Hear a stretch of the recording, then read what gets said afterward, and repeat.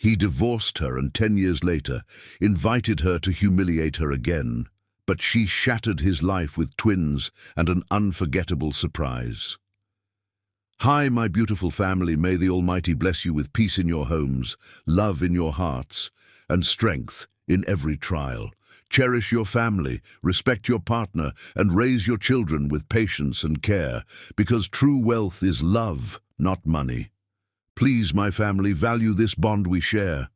Every story I bring is written with my heart for you.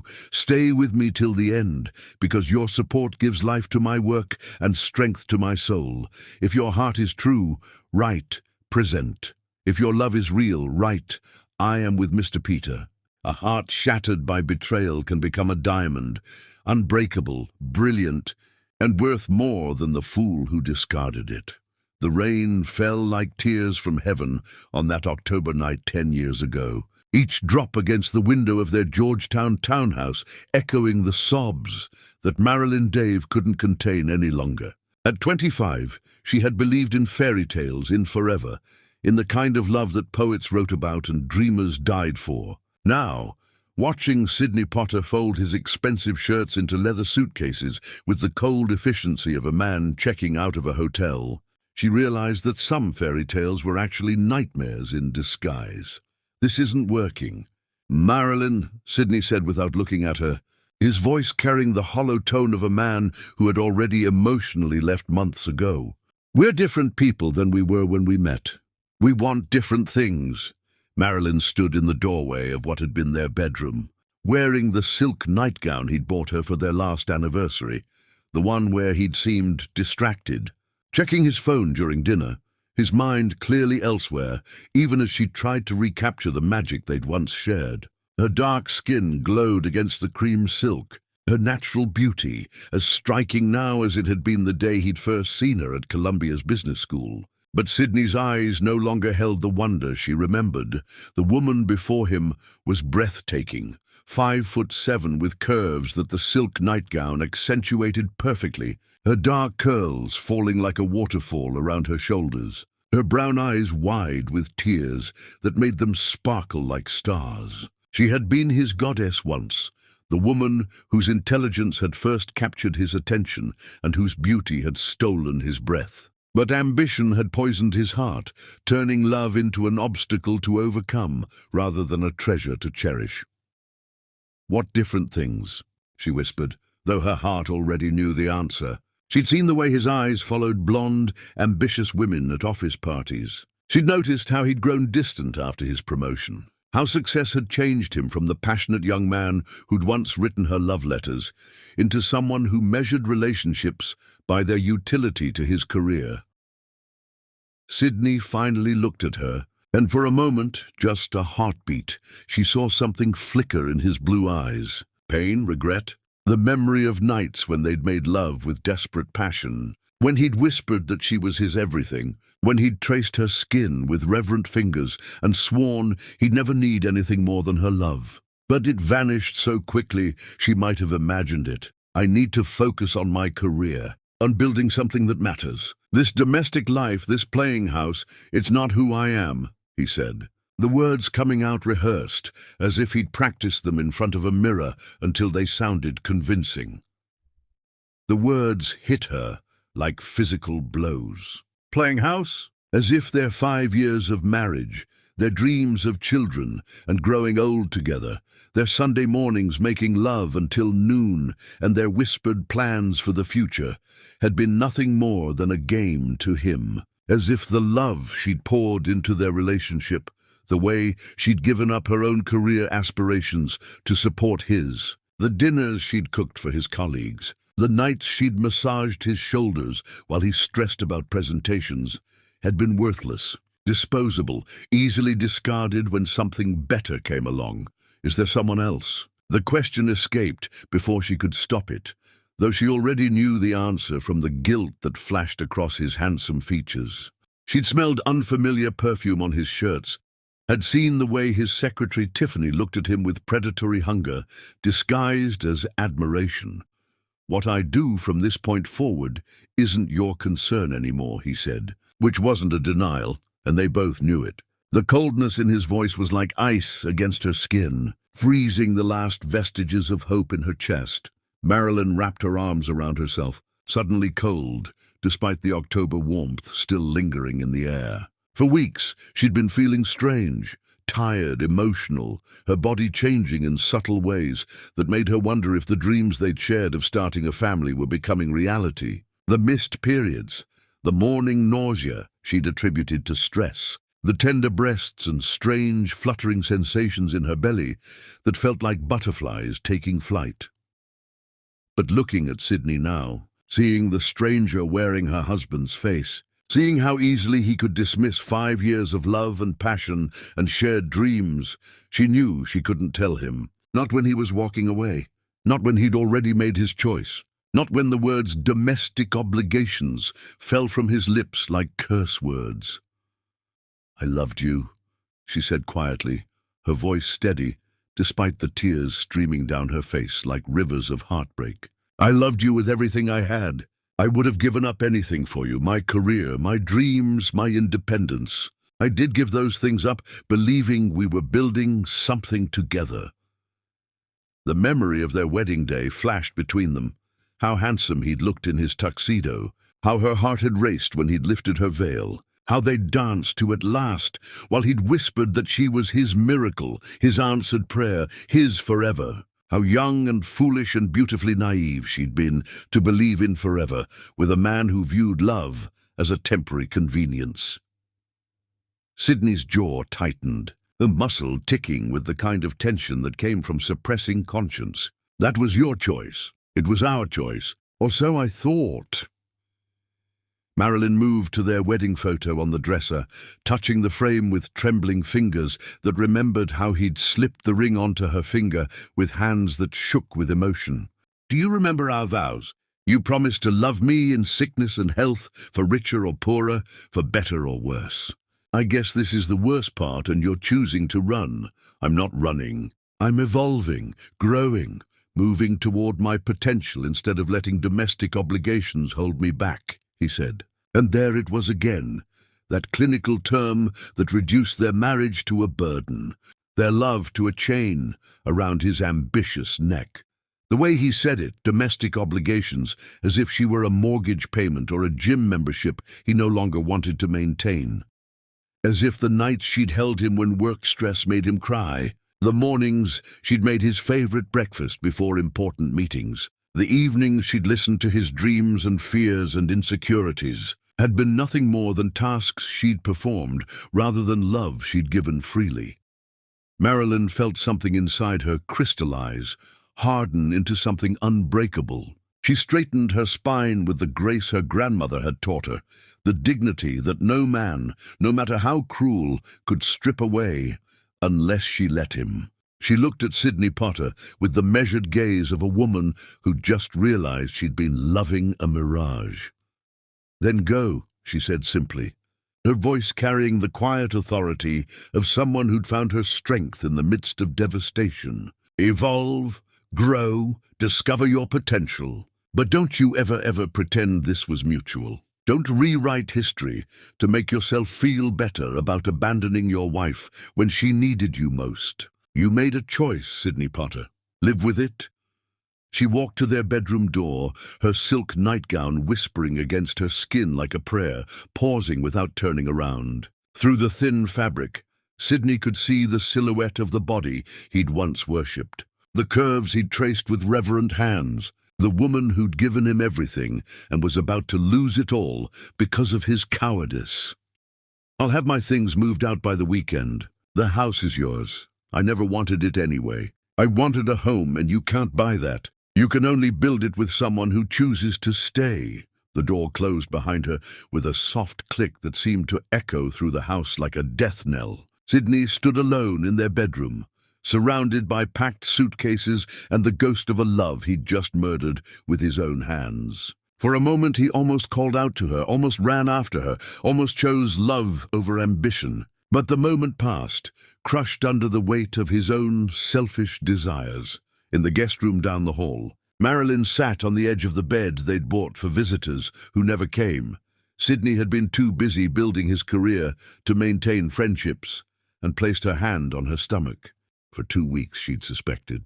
The signs were all there, written in the language her body had begun speaking in whispers and symptoms. Tomorrow, she would take the test. Tomorrow, she would know for certain that Sydney Potter had abandoned not just her, but the children growing inside her, his children, his flesh and blood, his legacy that would grow up never knowing their father's name or face. Tonight, she would cry for the fairy tale that had died, and then she would begin building something real from its ashes.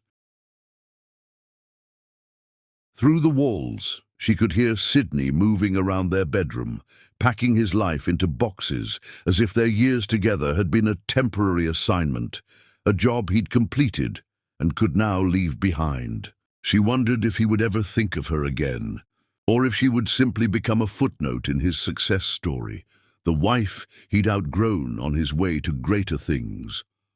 The rain continued its relentless percussion against the windows, each drop a reminder that some storms were necessary to wash away what was dead so new life could grow. Marilyn pressed her palm flat against her belly, feeling the first stirrings of maternal instinct, fierce and protective and already more powerful than any love she'd ever felt for a man. Even in her heartbreak, even with tears streaming down her face and her world crumbling around her like a castle made of sand, Marilyn Dave made a promise to the tiny lives she carried. They would never know abandonment like this. They would grow up surrounded by love so fierce, so unwavering, that Sydney Potter's absence would be irrelevant. They would be her masterpiece, her triumph, her proof that love could conquer even the cruelest betrayal. At 3 a.m, Sydney Potter drove away from Georgetown in his BMW, leaving behind a wife who didn't know she was carrying his sons and taking with him nothing but ambition and the hollow echo of a heart that had forgotten how to love anything more than success. The headlights cut through the darkness like accusations, illuminating the road ahead but leaving everything behind, shrouded in shadow. He never looked back, not even once, as he drove toward a future he thought would make him happy. Behind him, in a house that was no longer a home, Marilyn Dave placed both hands on her belly and whispered the first of 10,000 promises to the children he would never know he'd abandoned. The rain stopped just as dawn broke over Georgetown, as if the sky itself was ready to begin again. And in that small apartment bedroom, with tears drying on her cheeks and hope blooming in her heart despite everything, Marilyn Dave began the greatest love story of her life, not with a man who'd chosen to leave, but with the children who would choose every day to stay. To Chapter 2, Rising from Ashes. Sometimes God breaks your heart to show you what it looks like when it's perfectly whole. The pregnancy test trembled in Marilyn's hands as 2 pink lines appeared like tiny miracles in the bathroom of the small apartment she'd rented in Brooklyn Heights. 3 months had passed since Sydney walked out of their marriage and into his new life with Tiffany Blake, his 23-year-old secretary who looked at him like he'd hung the moon and never questioned his choices or challenged his dreams. Twins, Dr. Rose had told her just hours before, her gentle voice filled with wonder as she pointed to the ultrasound screen, where 2 perfect little beings flickered like stars in the dark universe of Marilyn's womb. 2 healthy babies about 14 weeks along. Congratulations, Mama. Twins. Marilyn sank onto her small couch, the pregnancy test still clutched in her fingers like evidence of a miracle she hadn't dared hope for. 2 babies.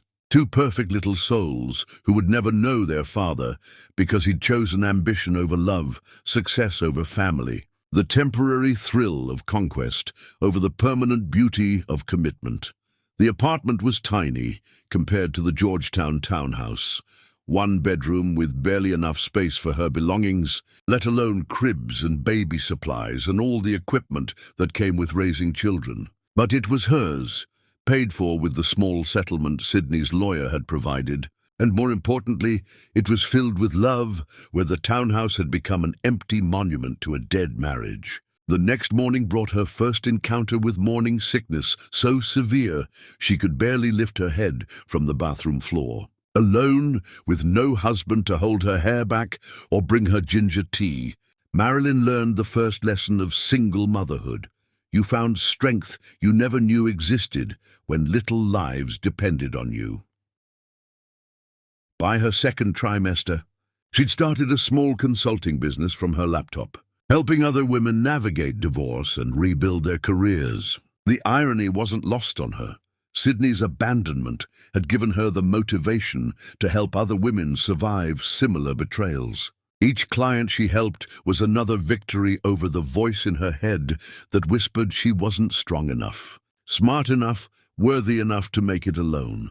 It was at a networking event for female entrepreneurs, when she was 7 months pregnant and glowing with the kind of beauty that came from knowing you were creating life, that she first saw Manuel John across the crowded hotel ballroom. He stood apart from the other attendees, not because he was the only man in a room full of ambitious women, but because he possessed the kind of presence that drew every eye without demanding attention.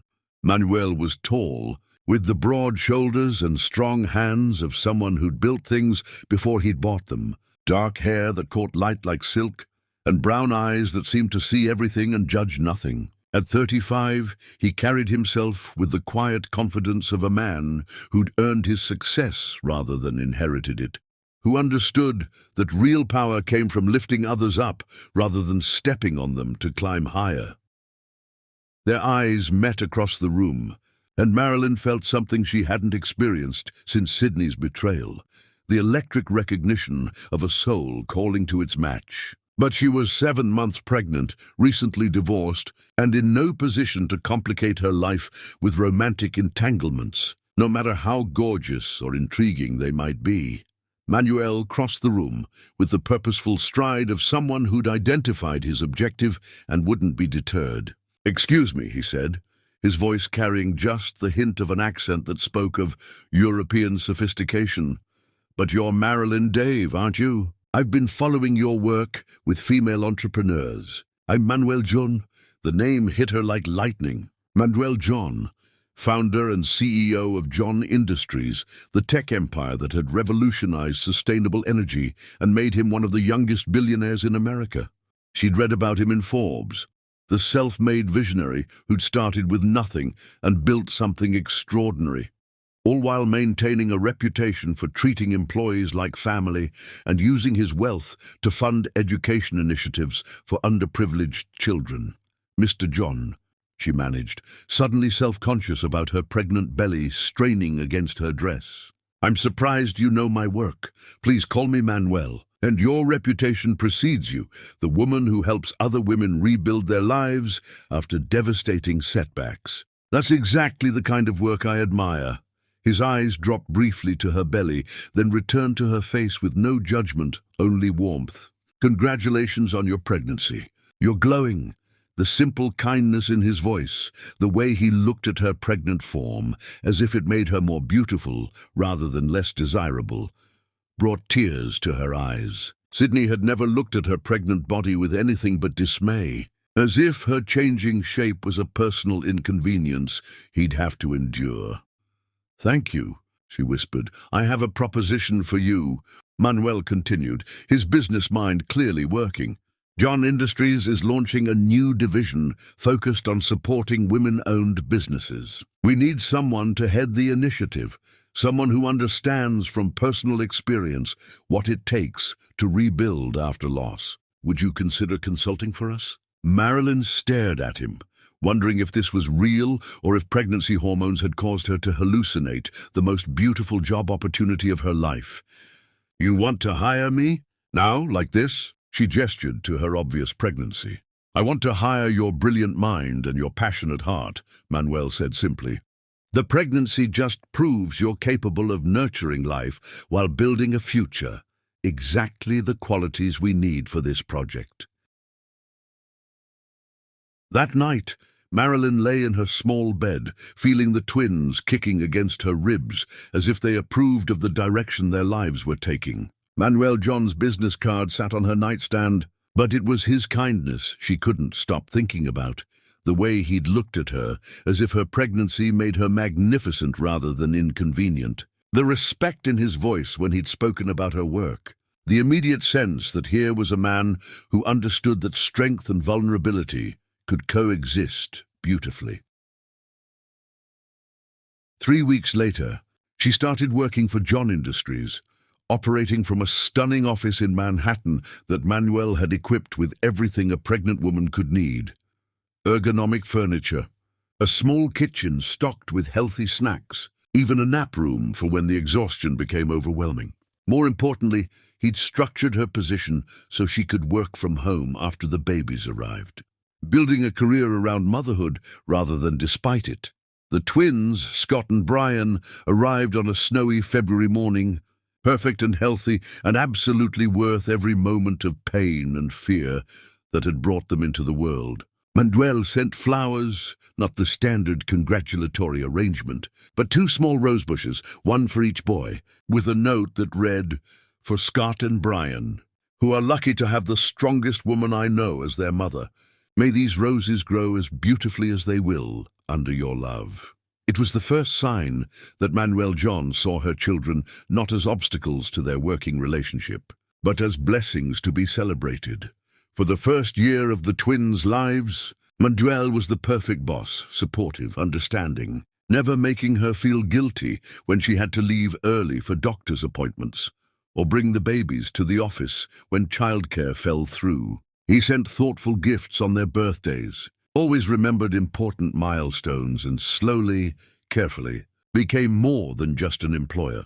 When Scott took his first steps across Manuel's office floor during a meeting when the boys were 11 months old, Manuel's face lit up with genuine joy. When Brian spoke his first word, "Mama," during a conference call, Manuel muted the line so everyone could hear and celebrate. He became Uncle Manuel to the boys, the honorary family member who showed up for important moments because he chose to, not because he had to. It was when the twins turned 2 that Marilyn realized she'd fallen in love with Manuel John, not because he was wealthy or powerful or devastatingly handsome, though he was all of those things. She loved him because he'd looked at her shattered life and seen beauty in the pieces, because he'd embraced her children as naturally as breathing, because he made her believe that happy endings were possible even after devastating beginnings. The realization hit her during Scott and Brian's second birthday party, held in Manuel's private garden because her apartment was too small for all the family friends they'd accumulated. Watching him help Brian blow out his candles while Scott sat on his shoulders, seeing the way her sons looked at him with complete trust and adoration, Marilyn understood that this man had become their family without any of them officially acknowledging it. "Mama," Scott had said that night as she tucked him into his crib, "is Manuel our daddy?" The innocent question had stopped her heart. "What do you think, sweetheart?" "I think daddies are people who love mamas and babies and help with scary things and read bedtime stories," Scott had said with the profound logic of a 2-year-old. "Manuel does all those things." That night, after the boys were asleep, Marilyn sat in her small living room, staring at a photo from the party. Manuel laughing as both boys climbed on him like a human jungle gym, his face radiant with the kind of joy that only came from genuine love. She realized that somewhere between his first kind words and this moment, he'd become the answer to prayers she'd been afraid to pray. When Manuel knocked on her door at 10 p.m. with takeout Chinese food and a bottle of wine, she wasn't surprised. They'd fallen into the habit of ending important days together, talking through challenges and celebrating victories like the partners they'd become in all but name. "Good party today?" he said, settling on her couch with the easy familiarity of someone who belonged there. The boys seemed happy. They were. They are.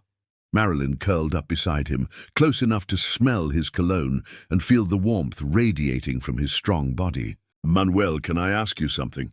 "Anything. Why do you do all this? The job, the support, the birthday parties, the way you treat Scott and Brian like they're—" She trailed off, unable to finish the sentence. "Like they're mine." Manuel set down his wineglass and turned to face her fully. Because in every way that matters they are. I don't need DNA to love those boys, Marilyn. I just need to watch them grow and learn and become the magnificent men they're going to be. And I don't need a ring on your finger to know that I want to spend the rest of my life making you as happy as you've made me. The confession hung between them like a bridge waiting to be crossed. Marilyn looked into his eyes and saw her future, not the desperate grasping at happiness she'd experienced with Sydney, but the deep, abiding certainty of a love built on respect, partnership, and the shared commitment to nurture something beautiful together. "I love you," she whispered, the words feeling like coming home after a long, difficult journey. "I love you too," Manuel replied, reaching up to cup her face with hands that trembled slightly with emotion. "I love your strength, your beauty, your incredible heart. I love watching you be a mother. I love the way you've turned your pain into power and your loss into love. I love Scott and Brian like they're my own sons because loving you means loving everything that matters to you."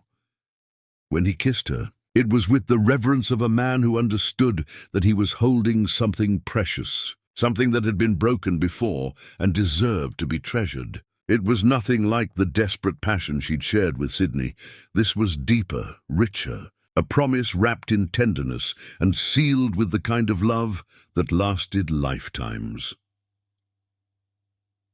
That night, as Manuel held her in her small bed, with the twins sleeping peacefully in the next room, Marilyn understood that sometimes the worst thing that happened to you cleared the path for the best thing. Sydney's abandonment had been devastating, but it had also been necessary, because it had led her here, to this man, to this love, to this family that chose each other every single day. The twins woke them at dawn, climbing into bed between them with sleepy giggles and sticky fingers, and Manuel's first instinct was to pull them closer, to include them in the warmth and safety of his embrace. As Scott and Brian settled against his chest with the trust of children who'd never known abandonment, Marilyn realized that this was what love looked like, not the desperate neediness of her marriage to Sydney, but the quiet strength of people who chose to build something beautiful together. Manuel John had found her when she was broken and helped her become whole. Now 3 years into their love story, she couldn't imagine life without him. And the best part was that neither could Scott and Brian, who had never known a father's love, but had found something even better in a man who chose to love them, not because he had to, but because they were worth loving. But their fairy tale was just beginning, and the greatest test of their love was yet to come. Chapter 3. The Unexpected. Invitation.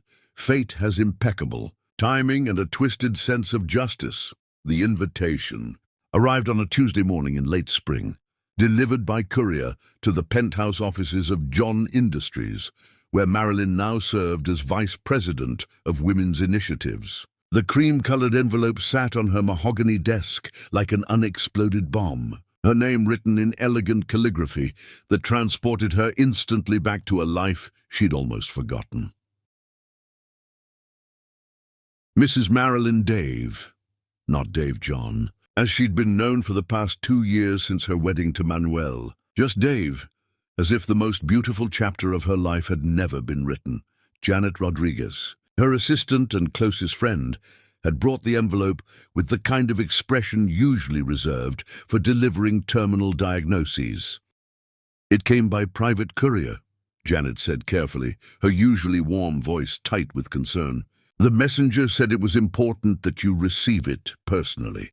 Marilyn stared at the envelope, her heart racing with the familiar rhythm of anxiety and dread. She knew that handwriting had once treasured love letters written in that same careful script. Only 2 people in the world still called her by her maiden name, her elderly aunt in Detroit, and the man who'd abandoned her 10 years ago. "Should I?"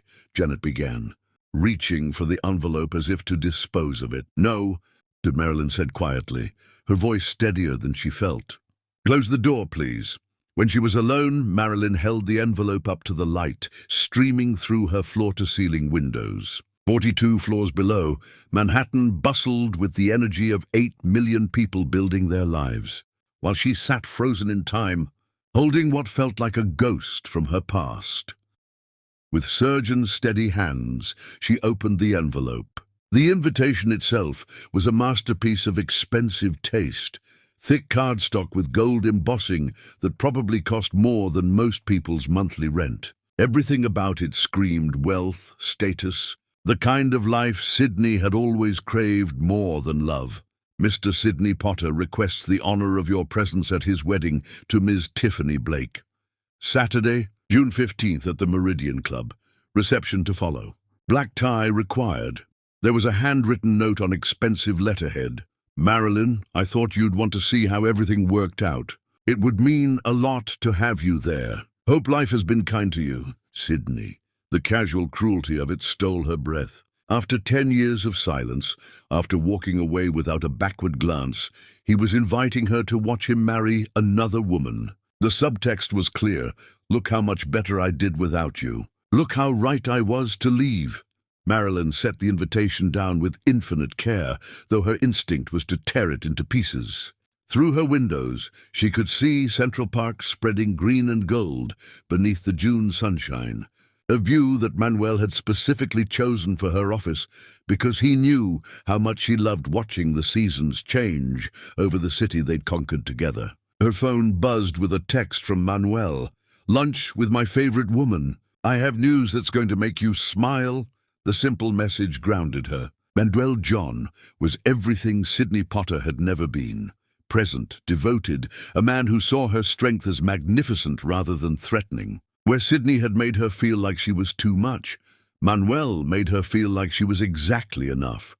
Before she could respond, another text came through.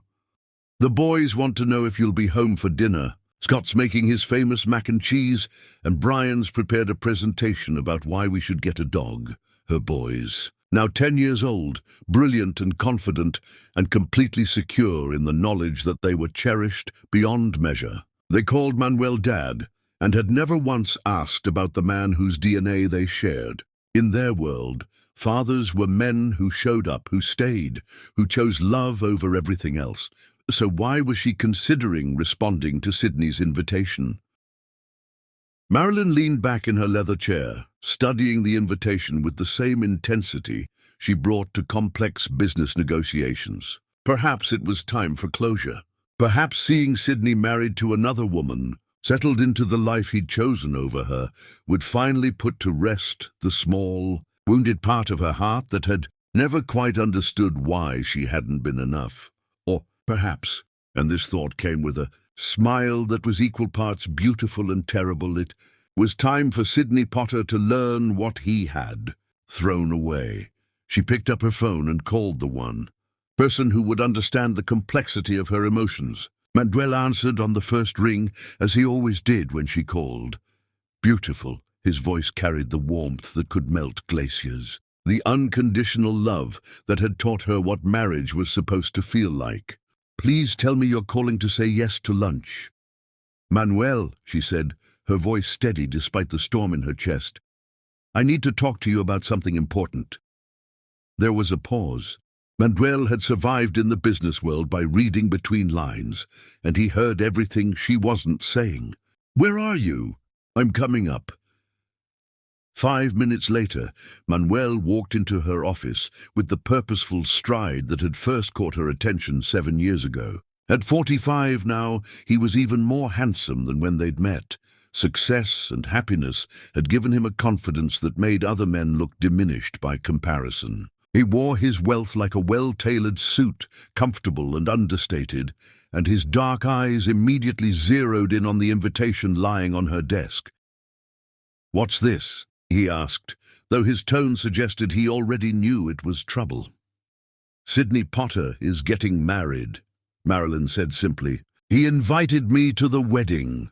Manuel picked up the invitation, reading it with the careful attention he brought to billion-dollar contracts. When he looked up, his expression was unreadable, not angry or jealous, but thoughtful in the way that had made him one of the most successful men in America.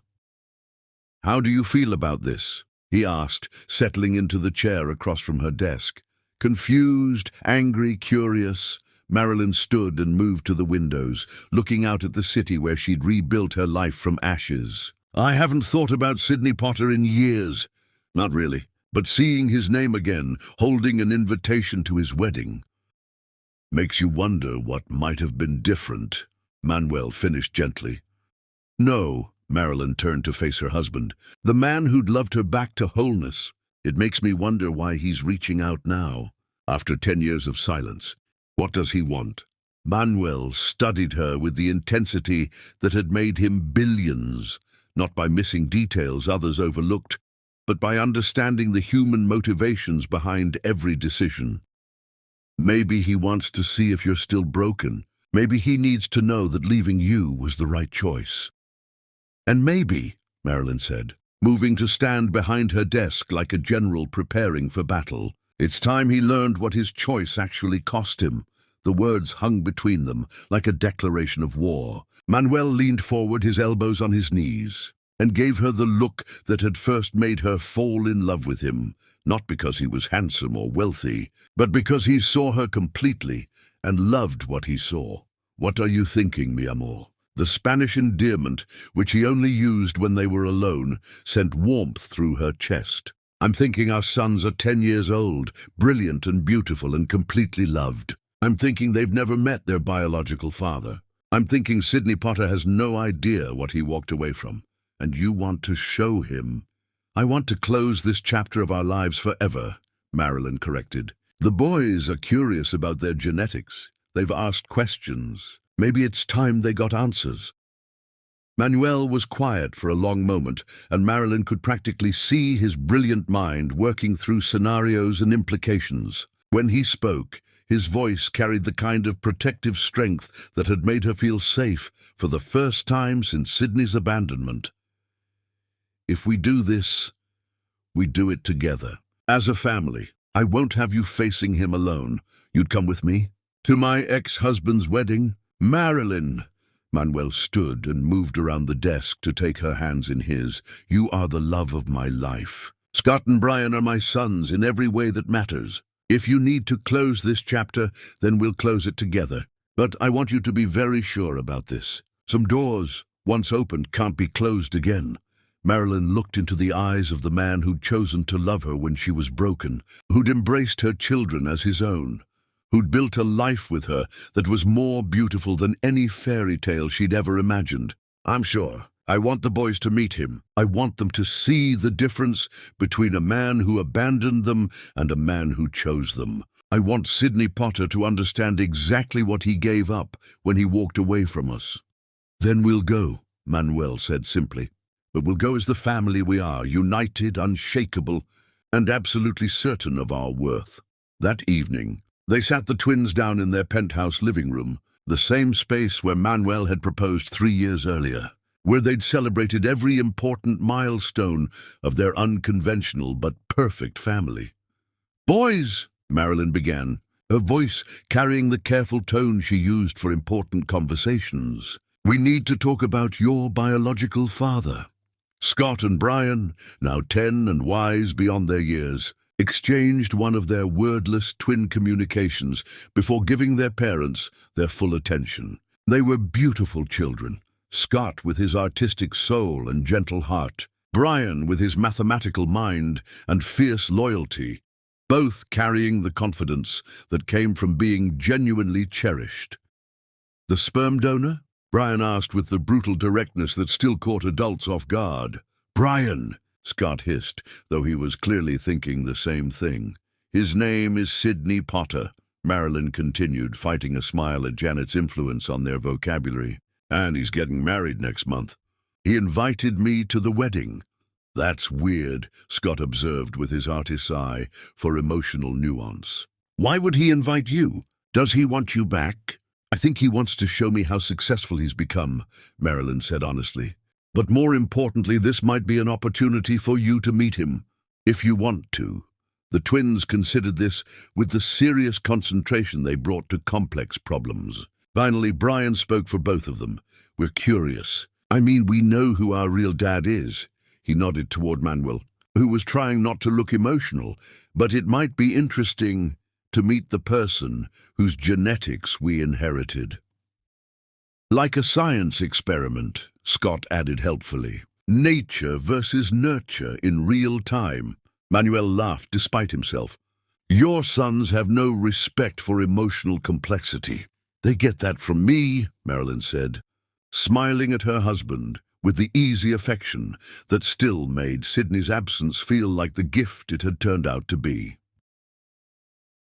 3 weeks later, as they prepared for Sydney Potter's wedding, Marilyn stood in their walk-in closet, choosing her outfit with strategic precision, not out of vanity, but out of a desire to look like exactly what she was, a woman who had turned abandonment into triumph, rejection into resurrection. She chose a midnight blue dress that Manuel had bought her for their anniversary, silk that moved like water around her body, elegant without being showy, sophisticated in a way that whispered wealth rather than shouted it. The sapphire necklace he'd given her when Scott and Brian started calling him Dad would complete the ensemble. Manuel appeared behind her in the mirror, already dressed in his tuxedo, looking like he'd stepped from the pages of a magazine dedicated to men who conquered worlds and won hearts. You look magnificent, he said, his hands settling on her waist. I look like a woman who's exactly where she belongs, Marilyn corrected, leaning back against his chest. Which is magnificent, Manuel murmured against her ear. Are you ready for this? Marilyn looked at their reflection, a couple who'd built something beautiful from broken pieces, who'd turned pain into power and loss into love. I'm ready to show Sydney Potter what he could have had if he'd chosen love over ambition. And if he'd been worthy of it, Manuel added, pressing a kiss to her temple. The twins appeared in their doorway, handsome in their miniature tuxedos, looking like young princes who'd never doubted their place in the world. Are we really going to crash a wedding? Scott asked, with barely contained excitement. We're not crashing anything, Marilyn said firmly. We were invited. We're simply accepting the invitation as the family we are. This is going to be epic, Brian announced with satisfaction. As their car pulled up to the Meridian Club 3 hours later, Marilyn took Manuel's hand and squeezed it gently. Thank you, she said quietly, for coming with me, for being exactly what Sydney never was. Thank you, Manuel replied, for letting me love you, for giving me the family I never knew I wanted, for being brave enough to build something beautiful from something broken. The Meridian Club rose before them like a monument to old money and older traditions, its Georgian columns gleaming in the afternoon sunlight. But Marilyn felt no intimidation, no insecurity about her place in this rarefied world. She was Mrs. Manuel John now, mother to 2 brilliant boys, partner to a man who'd built an empire and chosen her to share it with. She was about to give Sydney Potter the education of his lifetime, and she was going to enjoy every minute of it. Chapter 4. Preparing the Perfect Storm. The most powerful weapon is not anger, but the undeniable evidence of a life well lived. In the 3 weeks leading up to Sydney Potter's wedding, the John family home became a study in controlled preparation. Their penthouse overlooked Central Park from the 68th floor, its floor-to-ceiling windows offering a view that made Manhattan look like a kingdom spread below their feet. But it wasn't the wealth or the luxury that made it beautiful. It was the love that filled every room, the laughter that echoed from the boys' bedrooms, the way Manuel looked at Marilyn as if she'd hung the stars in the sky just for him. Tell us again why we're going to this wedding, Scott said one evening as they sat around their dining table, the city lights twinkling like earthbound stars beyond the windows. He was working on architectural sketches for a treehouse he wanted to build in the small garden Manuel had created on their private terrace. Because sometimes you have to close old chapters before you can fully appreciate the new ones, Marilyn explained. watching her older son's artistic hands move across the paper with the same precision he'd inherited from her, and the creativity that was purely his own. Plus, Brian added, without looking up from his laptop where he was calculating the compound interest on their college funds, Janet says the sperm donor needs to see what he missed out on. She used much more colorful language, but Mom made me promise not to repeat it. Manuel choked on his wine. Janet's invested in this family's happiness. Janet thinks Sydney Potter is a... Brian began. Brian, Marilyn warned, though she was fighting a smile. Foolish man who made poor life choices. He finished innocently. The truth was, everyone in their world was invested in this story. Manuel's parents had flown in from Barcelona the week before, ostensibly for their grandson's upcoming birthday, but really to meet the woman who'd captured their son's heart so completely. His mother, Eleanor, was a force of nature who'd taken one look at Marilyn and declared her perfect. Finally, a woman strong enough for my stubborn son. Mija, Elena had said over dinner the night before, using the Spanish term of endearment that made Marilyn's heart warm every time. This man who left you, he's going to take one look at what you've built and realize. He threw away a diamond to pick up broken glass. Mama, Emmanuel had warned, though he was smiling.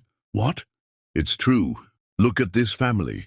2 brilliant boys, a son who finally learned how to love properly, a daughter-in-law who makes him happy. This Sydney will see all of this and know he's a fool. Manuel's father, Carlos, had been quieter, but no less supportive. In business, he told Marilyn as they walked through Central Park with the twins, the biggest mistakes aren't the bad investments you make. They're the good ones you walk away from. This man walked away from the best investment of his life. Even the boys' school had gotten involved when their teacher, Mrs. Henderson, heard they were meeting their biological father. I hope he understands what remarkable young men he's meeting, she'd said during their parent-teacher conference. Scott and Brian are extraordinary, not just intellectually but emotionally. They're kind, confident and secure in ways that only come from being genuinely loved.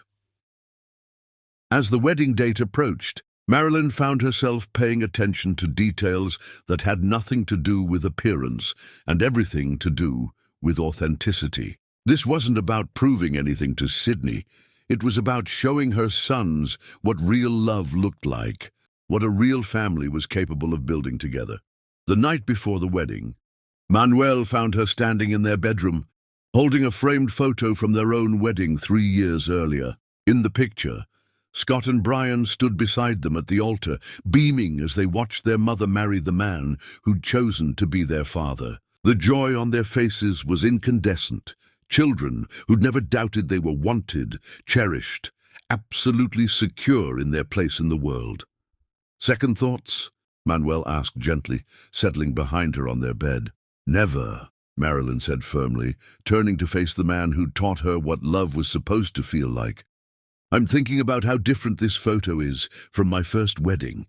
She walked to their closet and retrieved another frame from the back of a drawer, her wedding photo with Sydney. The difference was startling. Where her current family radiated joy and security, the old photo showed a young woman trying too hard to look happy, while a man looked like he was already planning his escape. You look beautiful in both, Manuel said diplomatically. I look desperate in that one, Marilyn corrected, setting Sydney's photo aside. I look like I was trying to convince myself I was happy. Look at my eyes. They're pleading with the camera to believe this was what I wanted. She picked up their family photo again, studying her own face. Here I look like I know exactly where I belong. Because I do. Manuel stood and crossed to her, taking the frame gently and setting it on their dresser. You belong here with us, building something beautiful with people who choose you every day. But tomorrow, if you need to show Sydney Potter what he lost, we'll show him. As a family. That night, Marilyn lay in Manuel's arms, listening to the sounds of their boys getting ready for bed in their rooms down the hall. Scott reading architecture books by flashlight under his covers. Brian probably calculating something on his tablet despite the no electronics rule. Normal, beautiful chaos that came from raising children who felt safe enough to push boundaries because they knew they were loved unconditionally. "Manuel," she whispered into the darkness, "Sí, mi amor. When you first saw me, pregnant and broken and trying to hold my life together, what made you want to help me?" Manuel was quiet for so long she thought he'd fallen asleep. When he finally spoke, his voice carried the weight of absolute truth. "I saw a woman who'd been knocked down but wasn't staying down. I saw someone who'd been betrayed but hadn't let it make her bitter. I saw a fighter, not angry or desperate but determined. And I thought, here's someone who knows how to love completely, who's learned how to be strong without becoming hard. I wanted to be worthy of that kind of love. And now I wake up every day grateful that you let me love you, that you trusted me with your heart after it had been broken, that you let me be Scott and Brian's father when I had no claim to them except the love I felt the moment I met them." He pressed a kiss to her temple. "Tomorrow, Sydney Potter is going to see what I see every day, the most magnificent woman in the world, surrounded by a family that adores her. And he's going to realize he's spent 10 years living with the consequences of the stupidest decision anyone has ever made." The morning of the wedding dawned clear and bright, Manhattan spreading beneath their windows like a city made of dreams. The twins were up early, their excitement palpable as they prepared to meet the man whose genetics they carried, but who was a complete stranger to their hearts. "Do you think he'll recognize us?" Scott asked as Manuel helped him with his bow tie. "You both look exactly like I did at your age," Manuel said, which was true. The boys had inherited Sydney's bone structure and coloring, but carried themselves with the confidence that came from being raised by a man who believed in them absolutely. "He'll know you're his sons the moment he sees you, but will he want to be our dad?" Brian asked with the directness that sometimes broke his parents' hearts. Manuel knelt down to his younger son's level, taking his small hands in his own. "Brian, listen to me. You already have a dad, me. Not because of genetics or biology, but because I choose to love you every single day. This man we're meeting today, he might be your biological father, but he's not your dad. I am nothing and no one can change that. Promise?" Brian whispered. "Promise," Manuel said firmly. "You're my boys. Forever." An hour later, they stood in the foyer of their home, the John family dressed like royalty, preparing for a state function. Marilyn in her midnight blue dress with Manuel's sapphires at her throat, Manuel in his perfectly tailored tuxedo, and Scott and Brian looking like young princes who'd never doubted their place in the world. "Everyone ready?" Marilyn asked, though she could see in their faces that they were. "Ready?" the twins said in unison. "Ready," Manuel confirmed, offering his wife his arm. As their car pulled away from their building, heading toward the Meridian Club, where Sydney Potter was about to get the education of his lifetime, Marilyn felt a strange sense of completion. This wasn't about revenge, it was about closure.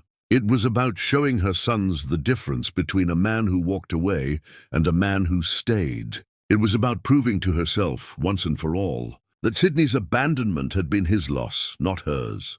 Most importantly, it was about celebrating the family they'd built from the ashes of his betrayal, a family so strong, so full of love, so absolutely unshakable that even the ghost of her past couldn't diminish its beauty. Sydney Potter had invited her to his wedding to show her what she'd missed. Instead, she was about to show him what he'd thrown away, and it was going to be magnificent. Chapter 5.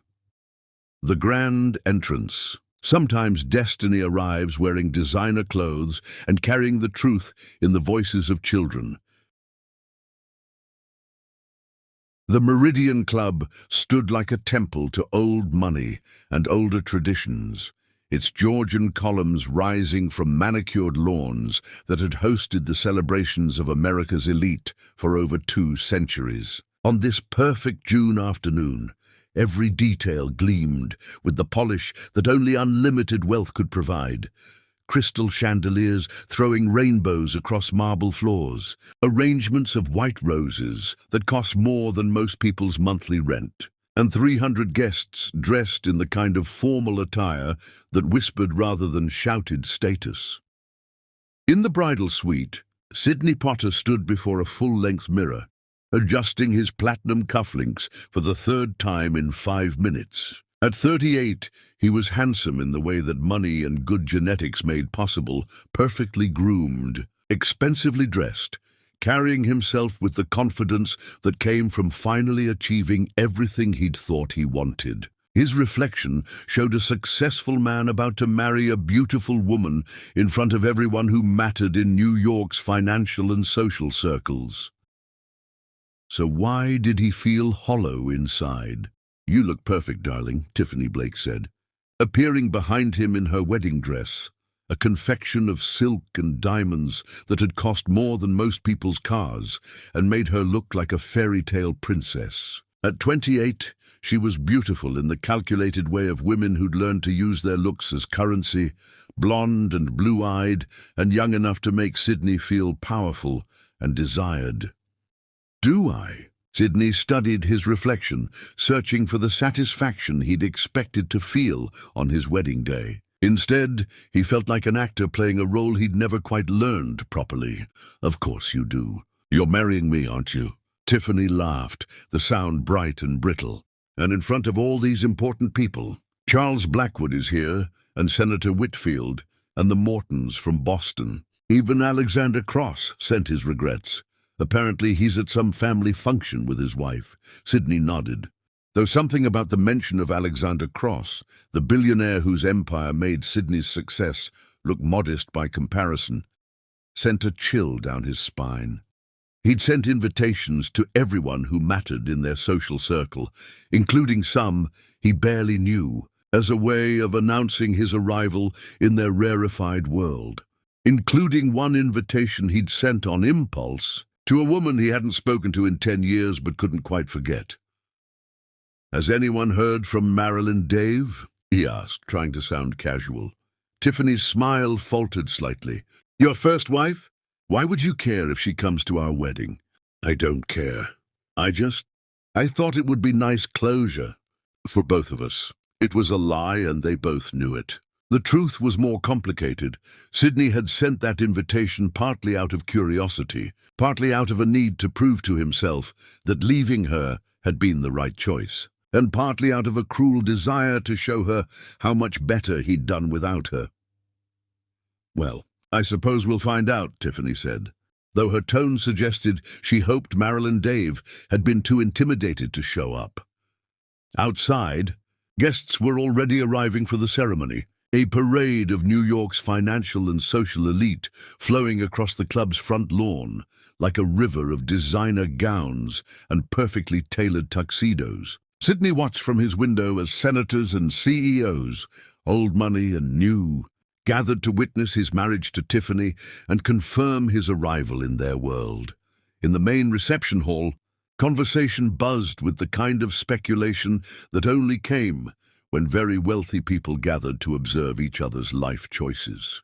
Charles Blackwood, whose family had owned half of Manhattan since the Dutch settled it, stood near the bar discussing Sidney's meteoric rise with Senator Patricia Whitfield.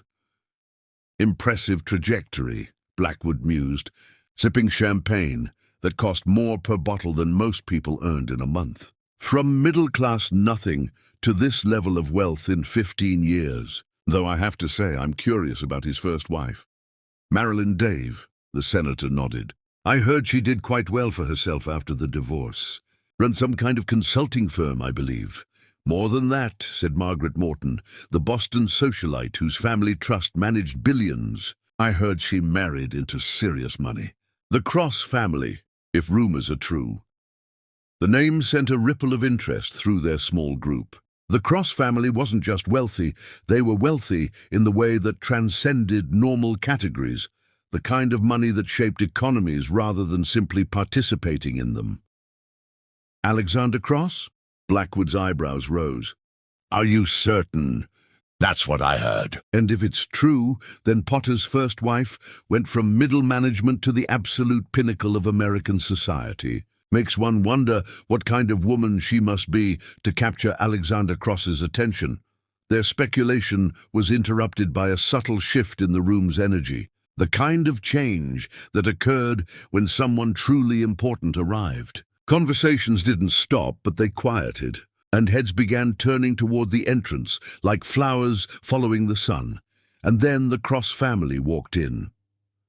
Marilyn moved through the crowd like she owned not just the room, but the building, the city, possibly the entire eastern seaboard. She wore midnight blue silk that moved like water around her curves, sapphires at her throat that caught the light and threw it back in brilliant flashes. Her dark hair swept into an elegant chignon that showcased her natural beauty. At 35, she had matured. From the pretty girl Sydney had married into a woman who commanded attention simply by existing, but it was the man beside her who made the room fall silent. Alexander Cross moved with the quiet confidence of someone who'd built empires before most people finished college. Tall and distinguished, with silver threading through his dark hair that only made him more handsome. He wore his wealth like a perfectly tailored suit, comfortable, understated, devastating in its understatement. Together, he and Marilyn looked like they'd stepped from the pages of a magazine dedicated to people who ruled the world, but it was the children who stopped traffic entirely. Two boys flanked the couple like young princes, protecting their kingdom, identical in their perfection, and carrying themselves with the kind of natural aristocracy that couldn't be bought or learned. At 10 years old, they were already tall for their age, their mixed heritage giving them an exotic beauty that made every eye in the room follow their progress. And they looked exactly like Sidney Potter. Not approximately like him, not sort of resembling him. They looked like someone had taken his childhood photographs, split them into two living, breathing children, and raised them in a world where confidence came as naturally as breathing. "Jesus Christ," Charles Blackwood whispered, his champagne glass frozen halfway to his lips. "Are those Potters?" "Children," Senator Whitfield finished, her voice carrying the kind of shocked recognition that came from seeing something impossible made manifest. "They have to be.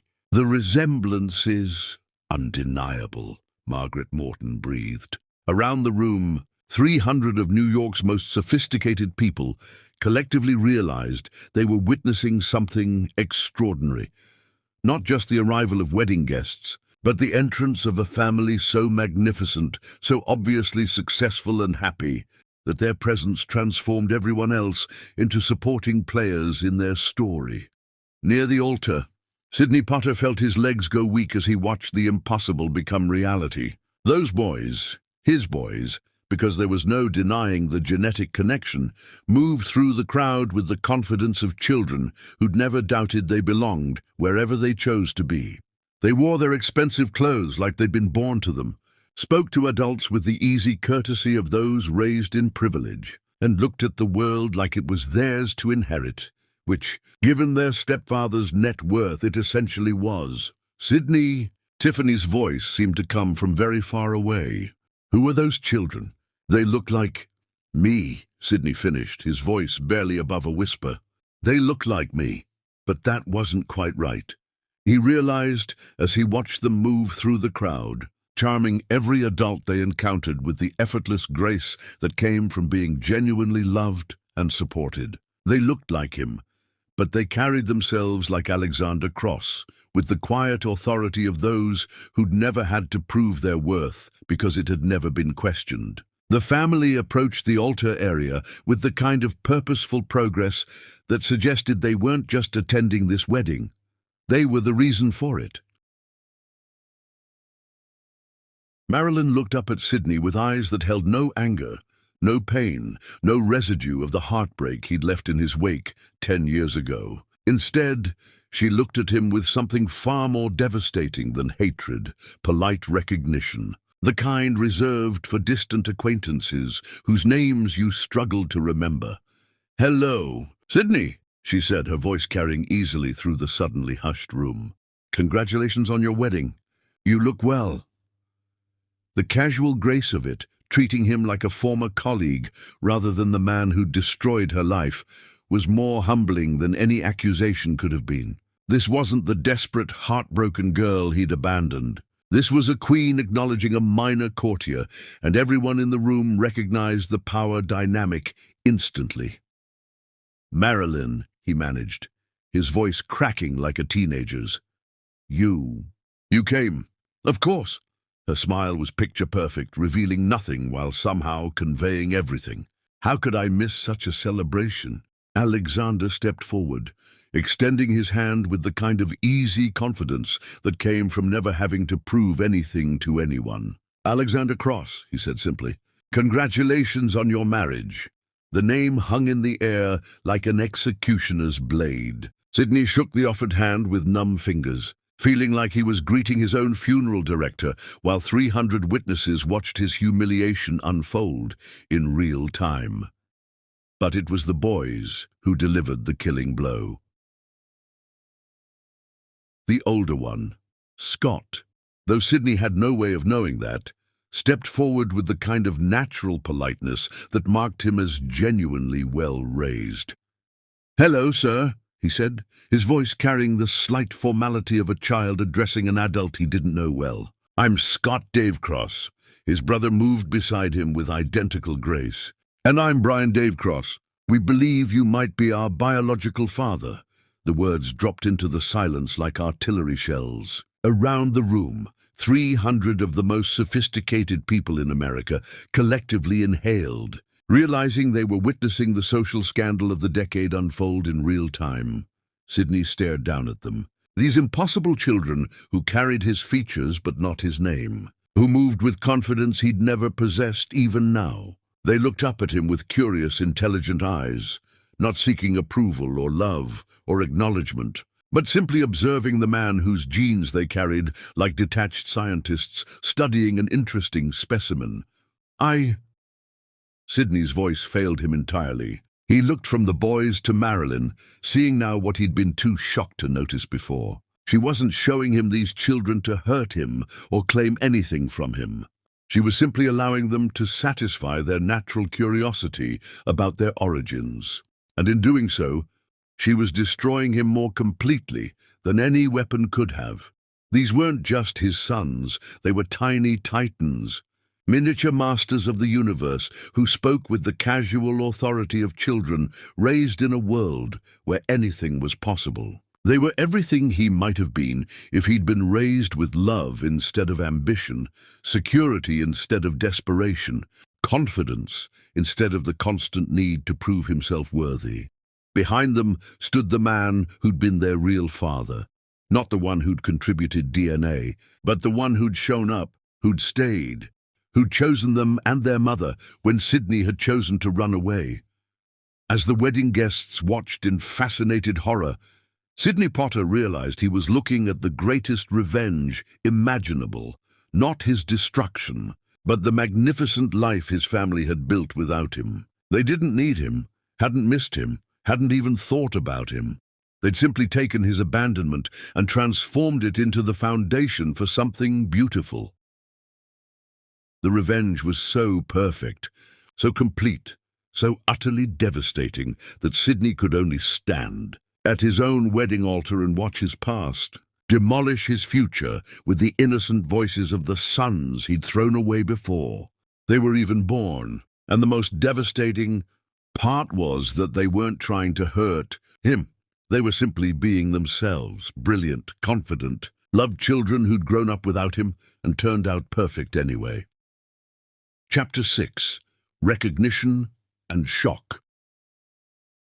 The truth has a way of arriving at the worst possible moment, dressed in its finest clothes and speaking in the voices of children. The silence that followed Brian's matter-of-fact announcement, "We believe you might be our biological father," stretched like a taut wire about to snap.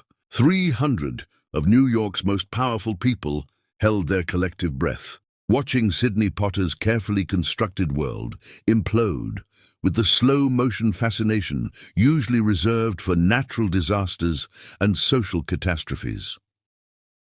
Tiffany Blake, resplendent in her $50,000 wedding dress, moved closer to Sydney with the instinctive need for protection that came from recognizing a threat she didn't fully understand. Her blue eyes darted between her groom and the family that had materialized like beautiful ghosts from his past. Her perfect wedding day dissolving into something that would be remembered for all the wrong reasons. "Sydney," she whispered, her voice carrying the high pitch of barely contained panic. "What is he talking about?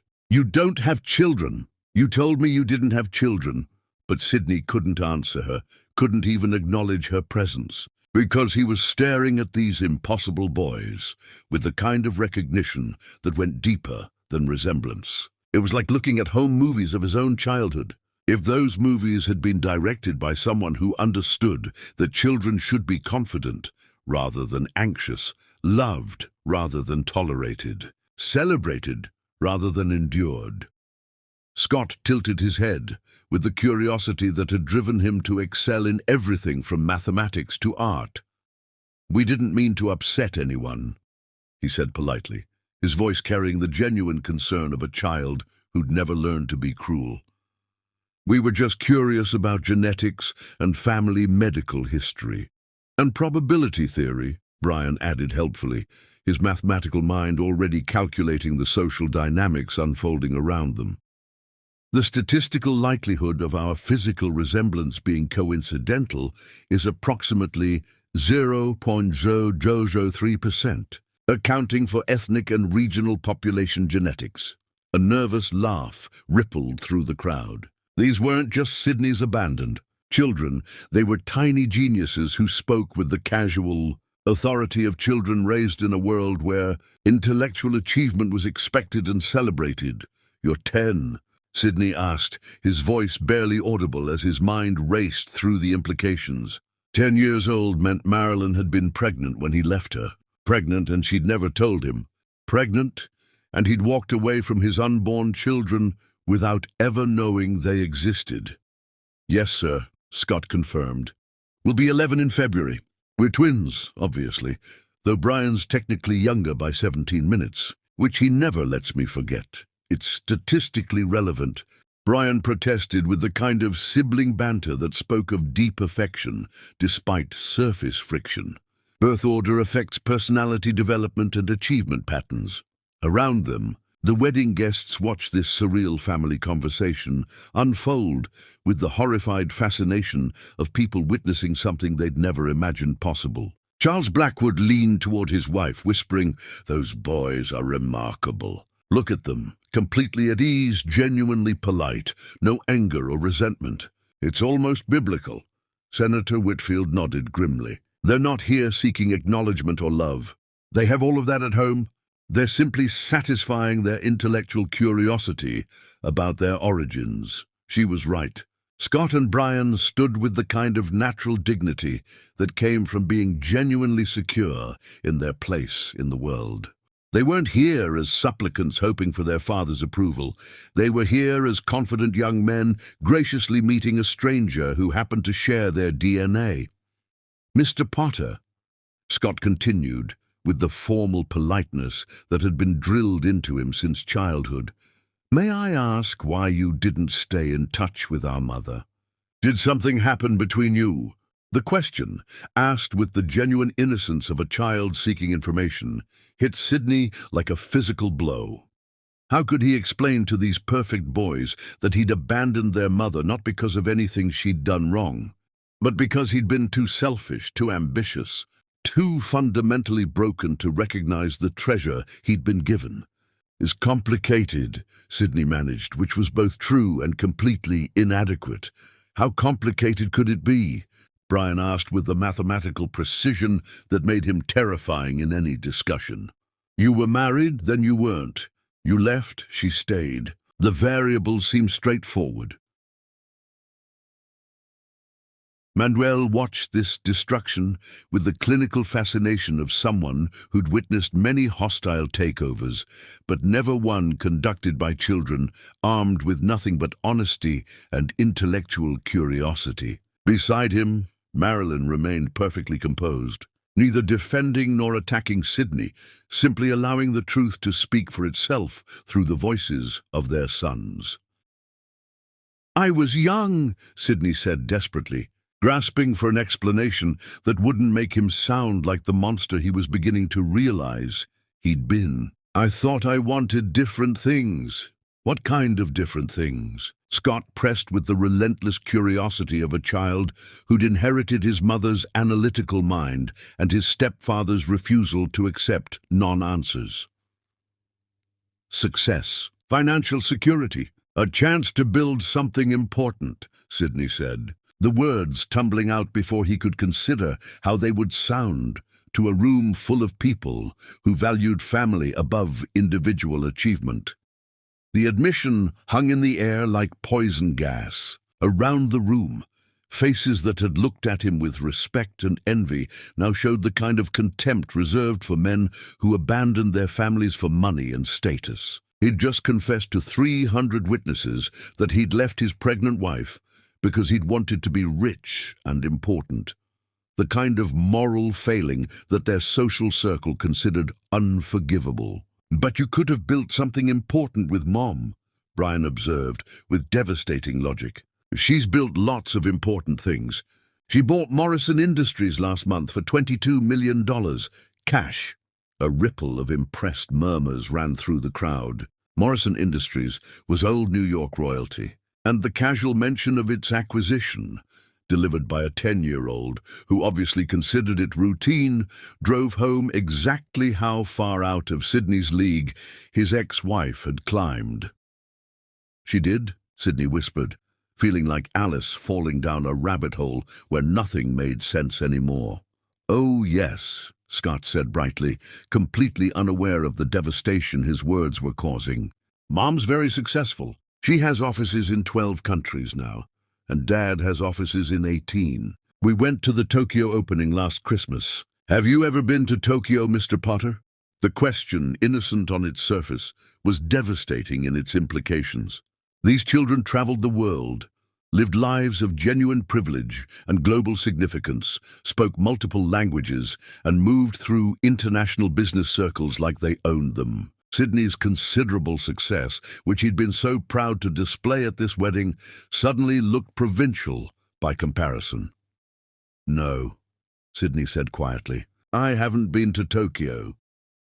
"You should go," Brian suggested helpfully, his tone carrying the unconscious authority of someone accustomed to having his suggestions taken seriously. "It's very educational. Though you'd need to learn some Japanese first. We speak 4 languages. 5 if you count financial planning, which Dad says is basically its own language." Tiffany was staring at the boys with the growing horror of someone realizing she'd been competing in the wrong race entirely. These weren't just Sydney's abandoned children.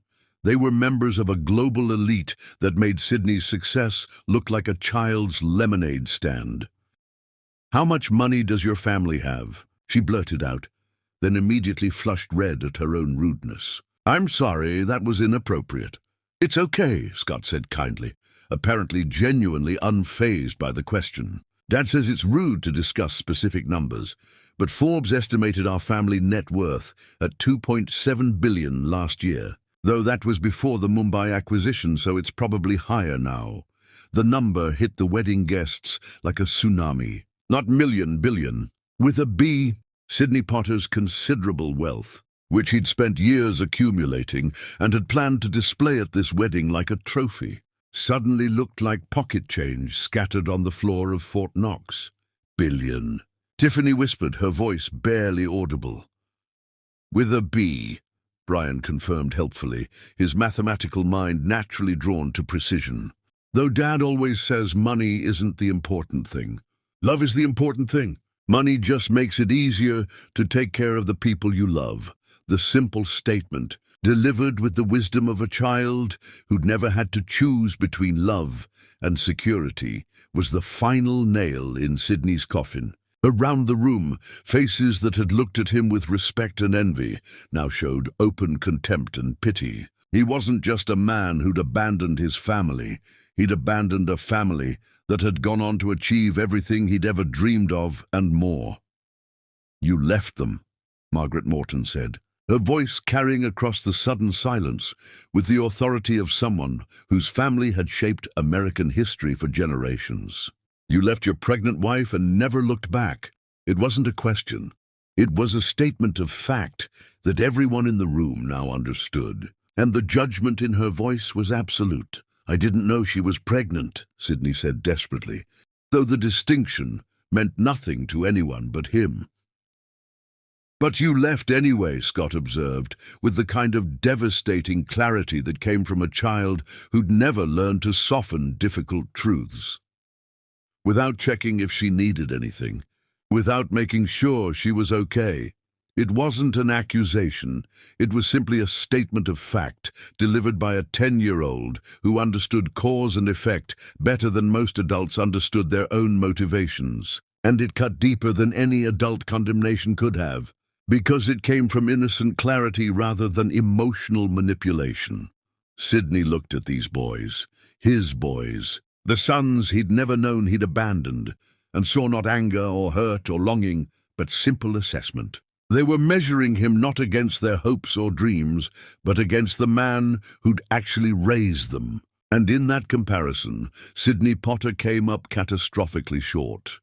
"Sydney," Tiffany said, her voice shaking with the kind of fear that came from watching your entire future crumble in real time. "We need to talk, privately, now." But there was nowhere private to go. The Meridian Club's wedding chapel was designed for public celebration, not private crisis management. Sydney was trapped on his own altar, watching his future bride realize that she'd agreed to marry down so far it was practically subterranean. Around them, 300 witnesses watched the drama unfold with the horrified fascination reserved for social catastrophes and public humiliations. This wasn't just a wedding anymore.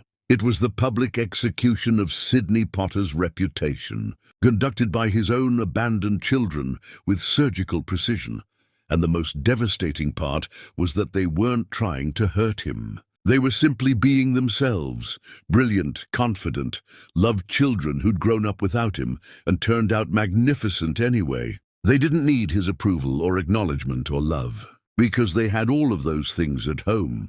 They were simply satisfying their curiosity about the man whose genes they carried, the way they might study any other interesting but ultimately unimportant historical artifact. The revenge was so beautiful, so complete, so utterly crushing that Sydney Potter could only stand at his own wedding altar and watch his past demolish his future with the innocent voices of the sons he'd thrown away before they were even born. And somewhere in the back of his mind, a small voice whispered the truth he'd spent 10 years trying to avoid. This was exactly what he deserved. Chapter 7. The unraveling begins. A reputation takes decades to build and only moments to destroy, especially when the destroyers are 10 years old and telling the truth.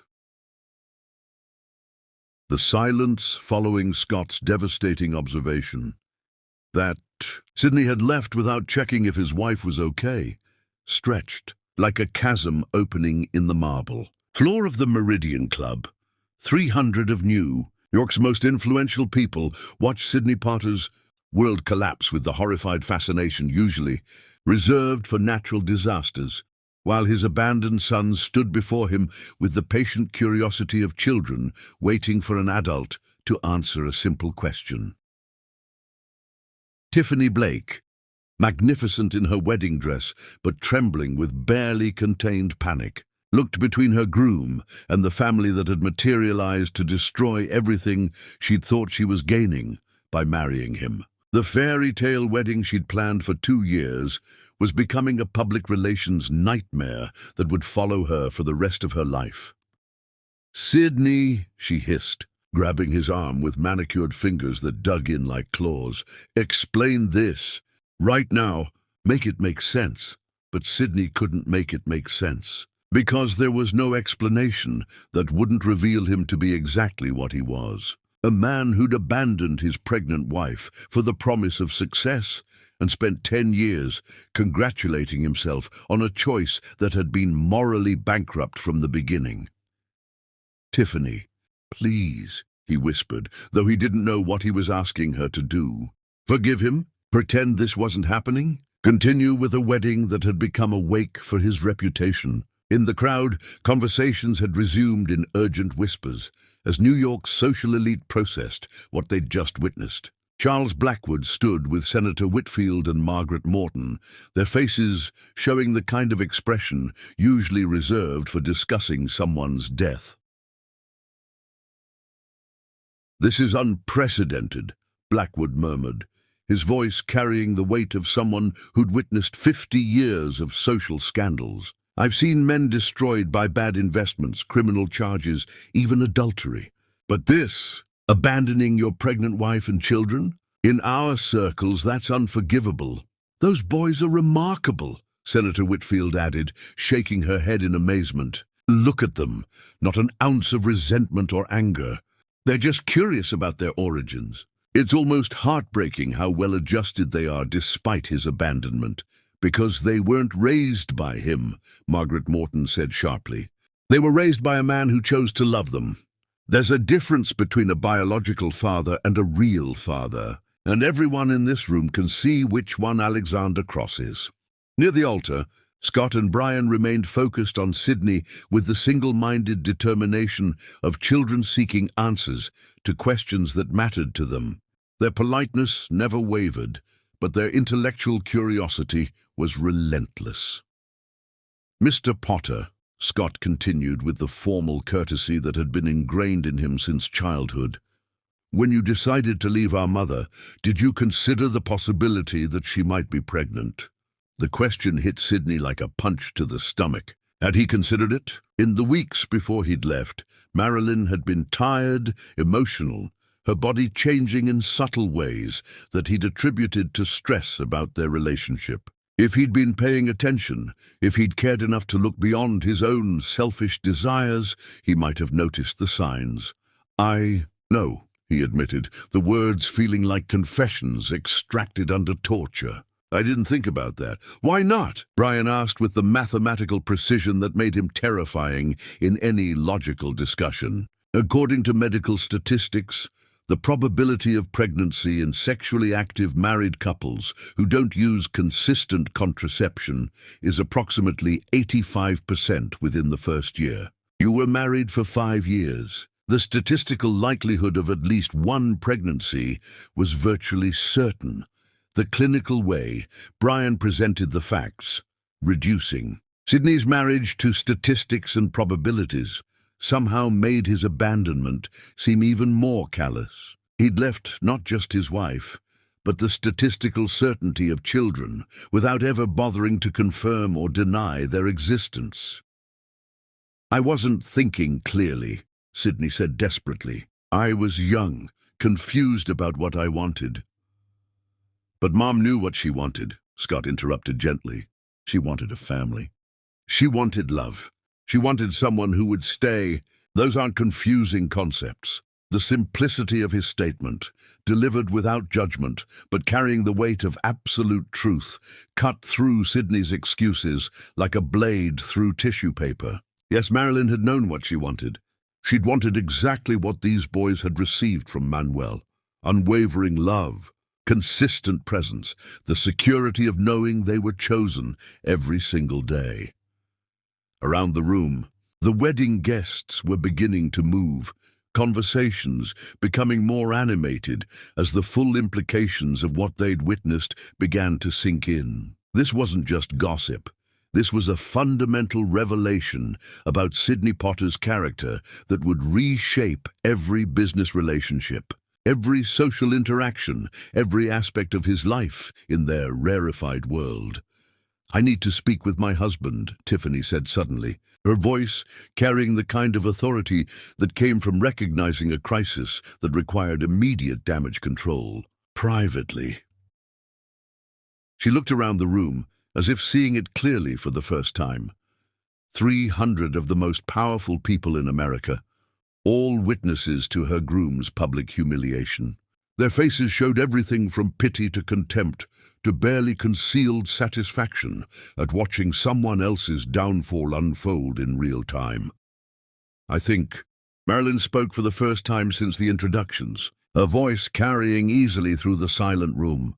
"Perhaps Sydney and Tiffany should have some time to process this information." It was a gesture of mercy that somehow made Sydney's humiliation complete. She wasn't gloating over his downfall. She was giving him privacy to experience it fully. The woman he'd abandoned was now protecting him from further embarrassment, and everyone in the room recognized the grace in the gesture. "Boys," Manuel said gently, placing protective hands on his son's shoulders, "I think we should give them some space." "But we haven't finished our conversation," Scott protested, his curiosity clearly unsatisfied. "There will be other opportunities," Marilyn said, though something in her tone suggested there wouldn't be many. As the Cross family began to withdraw, Sydney found his voice. "Wait," he called desperately. "Please, I have to." They turned back to him, 3 generations of dignity and success waiting politely for him to finish his sentence. But Sydney Potter, who'd built a career on smooth words and polished presentations, couldn't find the language for this moment. "Thank you," he said finally, the words completely inadequate, "for letting them meet me, for raising them so well, for everything." Marilyn nodded once, her queen acknowledging a subject's gratitude, and then she was gone, taking with her the husband who'd chosen to love her, and the sons who'd grown up magnificent without their biological father. Sydney was left standing at his wedding altar, watching his past walk away forever, while around him 300 witnesses began the whispered conversations that would destroy his reputation before the sun set. In the bridal suite 20 minutes later, Tiffany paced like a caged animal, while Sydney sat slumped in a Louis XV chair, his perfect wedding attire wrinkled from the weight of his despair. Her wedding dress rustled with each agitated step, diamonds scattering from her elaborate hairstyle like falling stars. $2.7 billion, she said, her voice hollow with disbelief. "That's not money, Sydney. That's a small country's GDP. Tiffany, please. Please what?" She whirled to face him, and Sydney realized he was seeing the real Tiffany Blake for the first time. Not the sweet, compliant woman who'd hung on his every word, but someone with steel beneath the silk, calculation behind the beauty. "Please pretend I didn't just discover that you abandoned a woman who's worth more than some multinational corporations. Please ignore the fact that you have 2 children you never told me about. Please act like 300 people didn't just watch me realize I'm marrying down so far, it's practically subterranean." The venom in her voice was matched by the cold calculation in her eyes. This wasn't just about hurt feelings or shattered trust. This was about Tiffany realizing that she'd attached herself to a sinking ship just moments before it hit the iceberg. "I didn't know about the boys," Sydney said desperately. "You have to believe me, Tiffany. I wouldn't have what? Abandoned your pregnant wife. Oh wait, you did exactly that." Her laugh was bitter, cutting through the room like broken glass. "You just got lucky that she didn't tell you about the pregnancy first. That's not fair. I was different then, younger. You were exactly who you are now." Tiffany cut him off with surgical precision. "A man who chooses himself over everyone else, who sees relationships as stepping stones rather than commitments, who walks away when things get difficult or inconvenient." She moved to the antique mirror, staring at her reflection with the kind of harsh assessment usually reserved for mortal enemies. "Do you know what I realized out there, watching those perfect children meet their father for the first time? I realized that I'm exactly like you. I chose you because I thought you represented success, security, access to a world I wanted to join. But that woman, your first wife, she showed me what real success looks like." Sydney watched as Tiffany began removing the diamond hairpins from her elaborate updo, each piece falling to the carpet like tears made of crystal. "What are you doing?" "What I should have done the moment those beautiful boys walked up and called you their father," she said, her voice carrying the finality of a judge pronouncing sentence. "I'm saving myself." She pulled out her phone, her manicured fingers flying over the screen with the efficiency of someone conducting emergency surgery. "Look at this. Twitter is exploding. The Potter wedding is trending, and not in a good way. Billionaire's ex-wife crashes cheating husband's wedding with the kids he abandoned. Cross family shows up Sidney Potter at his own ceremony. When karma comes in designer clothes and speaks through 10-year-olds. Sidney watched in horror as Tiffany scrolled through post after post, each one more damaging than the last. Photos of the Cross family's entrance were already going viral, with commenters dissecting every detail of their obvious wealth and happiness. Someone had identified Scott and Brian's elite private school, their academic achievements, their parents' charitable work. Someone else had posted a timeline of Sidney's rise to success, alongside speculation about when he'd abandoned his pregnant wife. "This is a disaster," he whispered. "This is justice," Tiffany corrected, setting her phone aside and beginning to gather her things. "And I refuse to be collateral damage in your moral reckoning." She walked to the ornate desk and picked up the marriage license they'd signed that morning, along with the prenuptial agreements and insurance documents that would have legally bound their lives together. With deliberate precision, she began tearing them into pieces. "What are you doing?" Sidney asked, though he already knew. "What I should have done the moment I realized you were capable of abandoning pregnant women and children," Tiffany said, scattering the shredded papers like confetti. "I'm protecting myself from being associated with a man who values ambition more than family and somehow ended up with less of both than the woman he threw away." The truth of her words hit him like a physical blow. That was exactly what had happened. He'd chosen success over love and ended up with neither, while Marilyn had transformed his abandonment into both. "But you love me," Sidney said desperately, grasping for anything that might stop this free fall. Tiffany paused in her destruction, looking at him with something approaching pity. "I loved what I thought you represented, Sidney. Success, security, access to a world I thought I wanted. But that woman out there, your first wife, she showed me what real success looks like, what real power looks like, what it means to turn rejection into resurrection." She picked up her purse and moved toward the door, pausing at the threshold without turning around. "I'll have my things moved out of your apartment by tomorrow.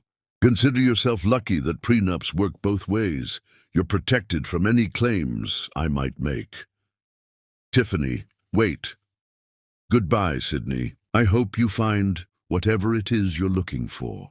But more than that, I hope you eventually realize what you already had and threw away." The door closed behind her with a soft click that sounded like a coffin lid falling shut. Sidney sat alone in the bridal suite, surrounded by the debris of his destroyed wedding, listening to the sounds of guests who'd come to celebrate his triumph but had stayed to witness his annihilation.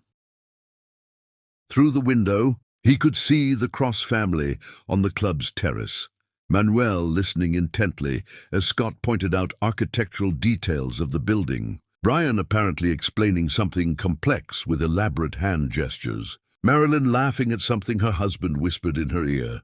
They looked like what they were, a family so secure in their love for each other that external chaos couldn't touch them. Sidney's phone buzzed with messages, reporters wanting statements, business associates expressing concern, social media notifications showing how quickly his humiliation was spreading across the internet. But he ignored them all, transfixed by the sight of the life he'd rejected, now flourishing beyond his reach. As the sun set over the Meridian Club, Sidney Potter sat alone in a room designed for joy, watching through a window as his past walked away from him forever, taking with it any hope of redemption, reconciliation, or peace. The unraveling had only just begun, but already Sidney understood that this wasn't just the end of his wedding. It was the end of the life he'd spent 10 years building on the foundation of his cruelest choice, and the most devastating part was knowing that he had no one to blame but himself. Chapter 8. The Business Empire Crumbles. In the world of high finance, moral bankruptcy is the only kind that matters.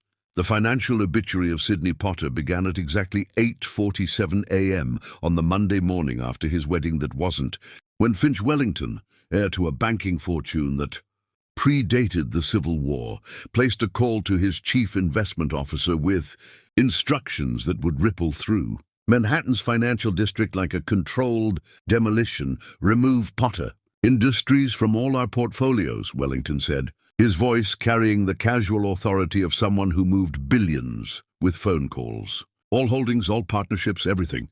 I don't care about the losses. Sir, may I ask why? Potter's been a solid performer, and the fundamentals. Because I don't do business with men who abandon pregnant wives and children. Wellington cut him off with the finality of a church bell tolling. And neither should anyone else with functioning morals. By 9:15 a.m., Potter Industries stock had dropped 15%. By noon, it was in complete free fall. Sidney sat in his corner office, the one he'd fought so viciously to earn, decorated with awards and photographs that chronicled his rise from working-class nothing to Manhattan elite, watching his computer screen display his company's financial destruction in real time. Each refresh showed more red numbers, more sell orders, more evidence that his 10-minute encounter with his past had destroyed his future more efficiently than any terrorist attack or natural disaster. His assistant, Margaret, knocked and entered without waiting for permission, a liberty she'd never taken in 8 years of employment. But the rules seemed different now that her boss had been publicly revealed as a man who abandoned children. She carried a tablet and wore the expression of someone delivering a terminal diagnosis. "Mr. Potter, I have the damage report," she said, though nothing in her tone suggested sympathy. Wellington Holdings liquidated their entire position at market open. Blackwood Capital followed at 9:30. The Morrison Trust terminated their consulting contract via email. They didn't even call. Sidney nodded numbly. These weren't just business partnerships. They were the foundation of his social standing, his entry into circles where money alone couldn't buy admission. You needed reputation, connections, the kind of moral credibility that took decades to build and could be destroyed in a single viral moment. Also, Margaret continued with the efficient brutality of someone reading a coroner's report. The Times wants a statement about Saturday's incident. So does the Wall Street Journal. Forbes, CNN, and approximately 47 social media influencers with more followers than most countries have citizens. What kind of statement? Sidney asked, though he already knew there was no statement that could fix this. They're calling it the wedding crash that broke Wall Street, Margaret said dryly. Someone leaked high-definition video footage of your encounter with your sons. It's been viewed 12 million times since Sunday. Sidney closed his eyes, imagining those innocent faces on screens around the world, their devastating questions echoing in languages he didn't speak, their casual destruction of his reputation becoming entertainment for millions of strangers. The internet had transformed his children's natural curiosity about their biological father into a global phenomenon about karma, justice, and the price of abandoning family for ambition. Sir, Margaret's voice carried a note of something that might have been concern if she hadn't been updating her resume between tasks. There's something else. What now? John Industries made an offer to buy Potter Industries this morning. Full market value plus 30% cash. The words hit Sidney like ice water in his veins. Manuel John wants to buy my company? See, not just any company, Margaret corrected with brutal honesty. Your company, specifically. The offer came with a personal note from Mrs. Marilyn Cross saying she thought it was important to protect your employees from the consequences of your personal choices. Sidney stared at the formal offer letter Margaret placed on his desk, recognizing the subtle knife thrust wrapped in apparent kindness. Marilyn wasn't trying to destroy his company. She was trying to save it from the destruction his own actions had caused, which somehow made his humiliation complete. "She's offering to rescue me," he whispered. "Rescue is the wrong word," Margaret said with devastating clarity. "She's offering to prevent innocent people from suffering because of your moral failures. There's a difference." The difference, Sydney realized, was the difference between charity and justice. Marilyn wasn't trying to save him. She was protecting the employees whose livelihoods depended on Potter Industries' survival. It was exactly the kind of thing someone who'd built an empire based on genuine leadership rather than desperate ambition would do.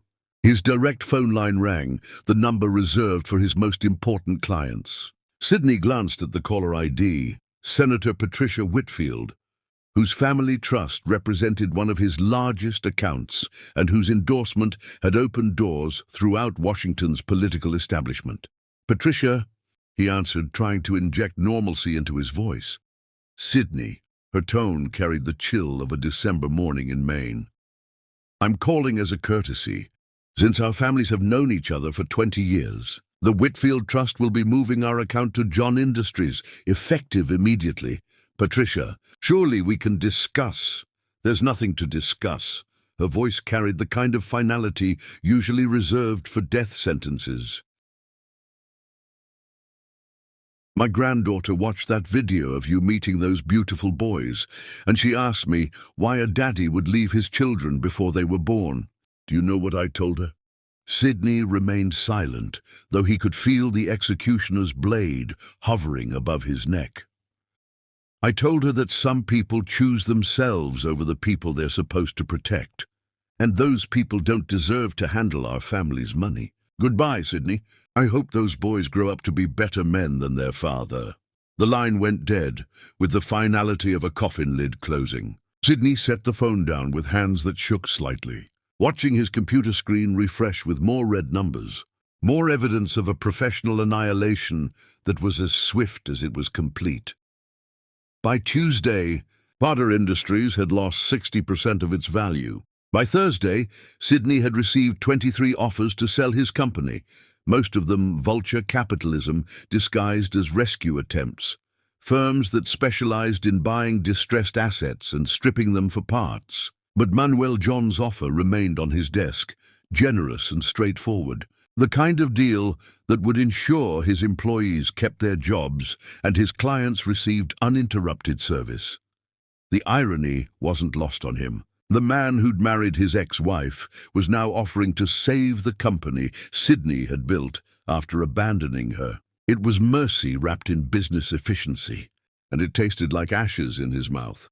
On Friday, Sydney sat in the conference room where he'd once celebrated his first $1 million deal, facing his senior partners, men he'd considered friends, allies in the war for financial supremacy. Their faces showed the kind of expression usually reserved for terminal illness diagnoses. "The situation is unsustainable," said Richard Hayes, his managing partner for 6 years. "We're hemorrhaging clients faster than we can count them. Our credit lines are being called in, and the board is demanding immediate action." "It'll blow over," Sydney said weakly, though even he didn't believe it anymore. "These things always do." "No," said Jennifer, his head of client relations, with the brutal honesty that had made her invaluable in better times. "This won't blow over. You didn't just have a scandal, Sydney. You became the living embodiment of everything our client base despises. You abandoned your family for money and ended up with less of both than the woman you left behind. In our world, that's not just immoral, it's incompetent." The word hung in the air like a death sentence. Immoral could be forgiven, explained away, rationalized with enough time and expensive public relations. But incompetent, that was permanent exile from the halls of power. "We need to accept the John Industries offer," Richard said quietly. "It's the only way to save what we can." Sydney looked around the table at faces that had once looked at him with respect, admiration, even envy. Now they showed nothing but professional obligation to clean up his mess as efficiently as possible. "Fine," he said, the word coming out like a sigh of surrender. "Accept it."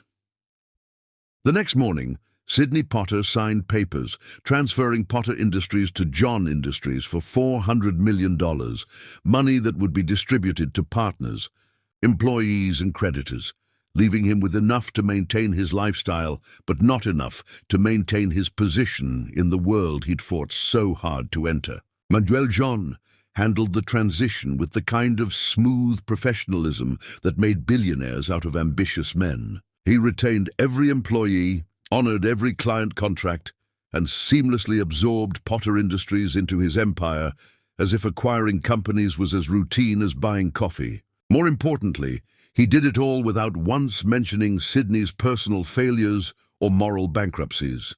The only personal touch was a handwritten note from Marilyn, delivered with the final contracts. "Thank you for allowing us to protect your employees' futures. They deserve leaders who understand that success without integrity is just failure wearing expensive clothes."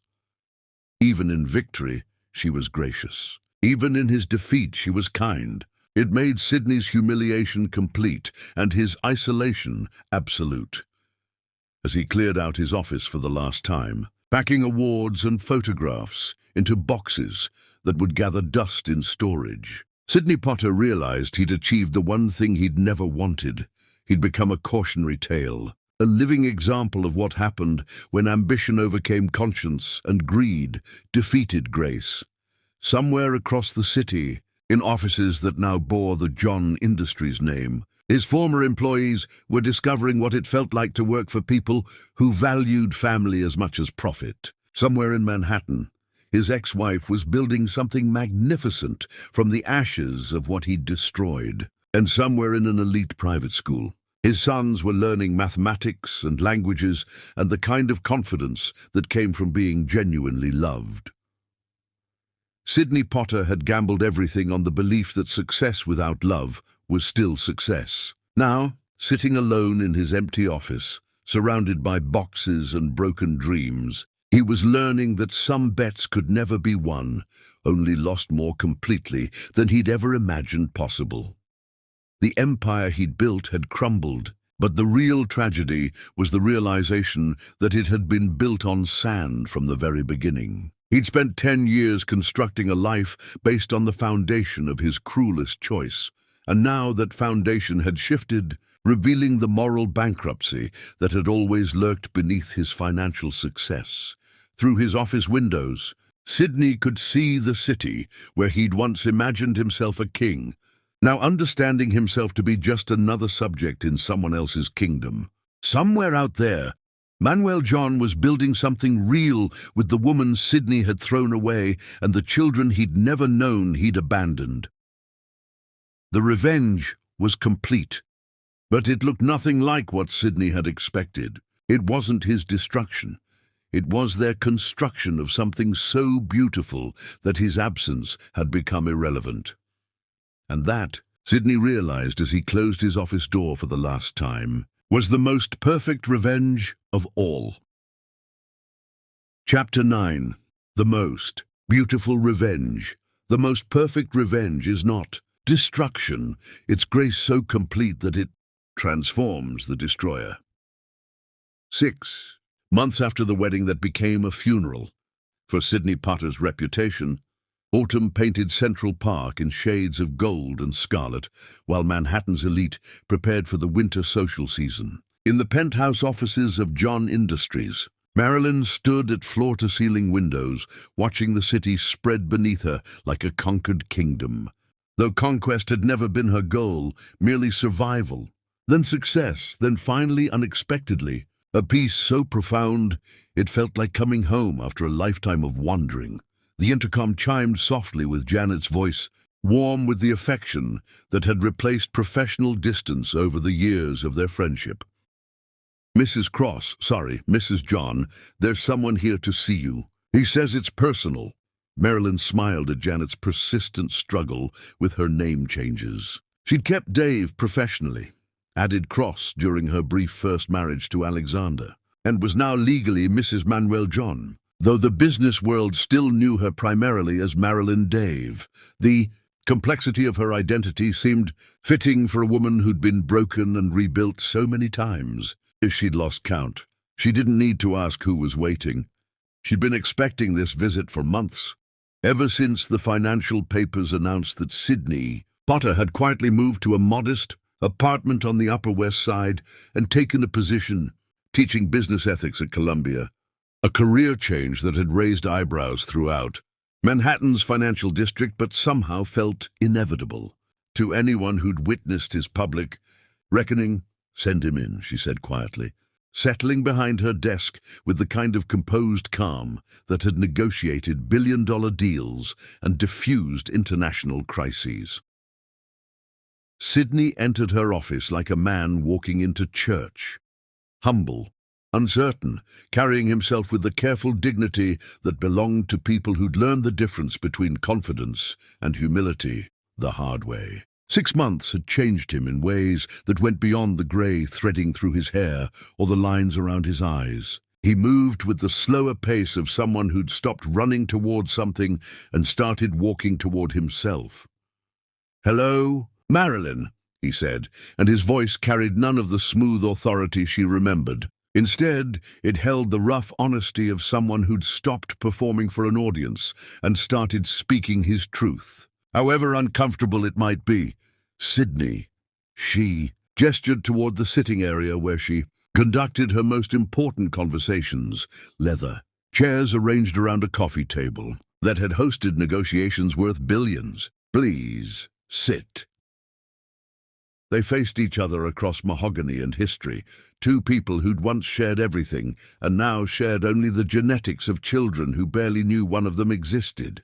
Through the windows, Central Park stretched green and gold beneath October skies that seemed to promise either winter or renewal, depending on your perspective. "I saw the article in Business Insider," Sydney said quietly, settling into his chair with the careful movements of someone who'd learned not to take comfort for granted. "About the new scholarship fund, the Potter John Foundation for Children of Single Parents."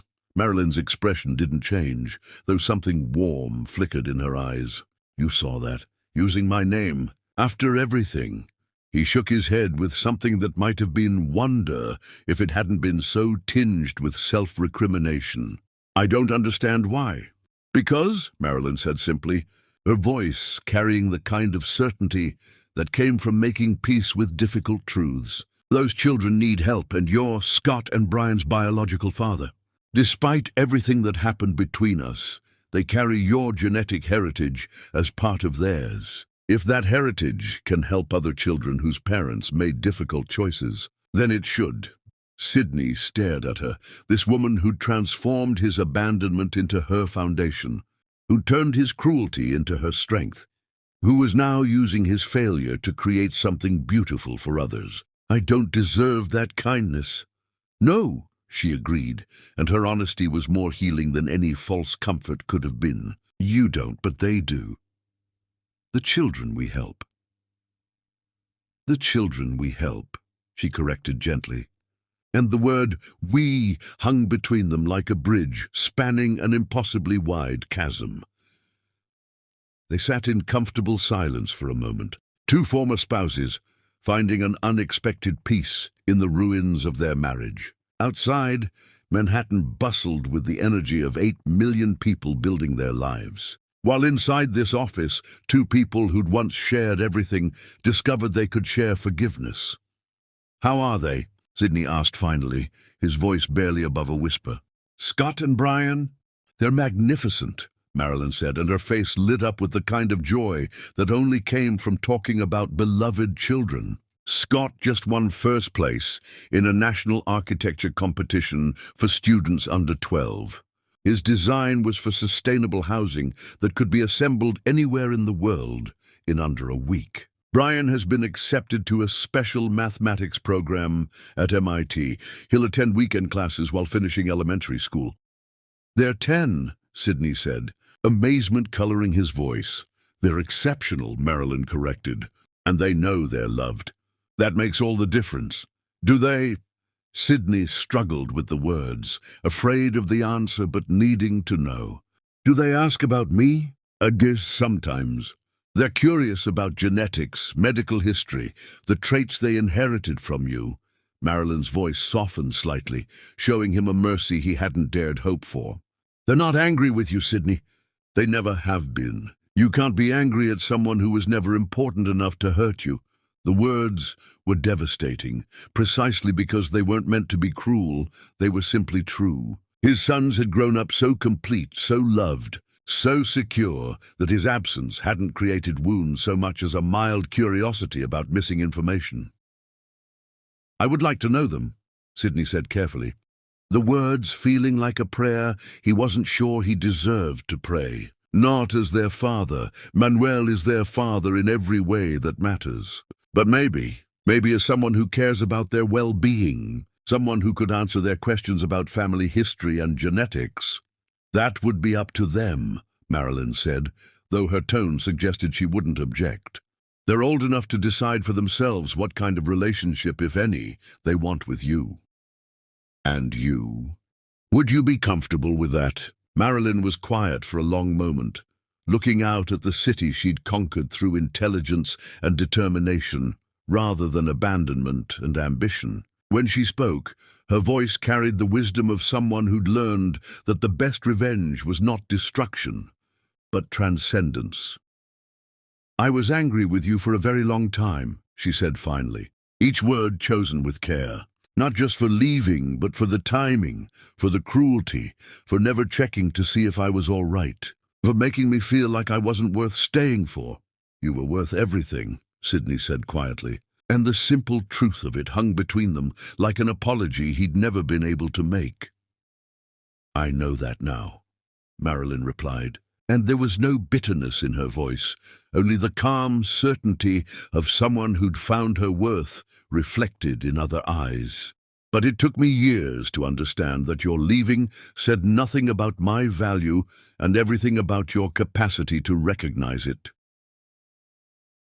She turned to look at him directly, and Sydney saw in her eyes the woman she'd become, not despite his abandonment, but because of how she'd transformed his worst act into her greatest strength. I forgave you, Sydney, she said simply. Not because you deserved it, but because I did. Because carrying anger for 10 years was exhausting, and I realized you'd taken enough from me. I wasn't going to let you take my peace too.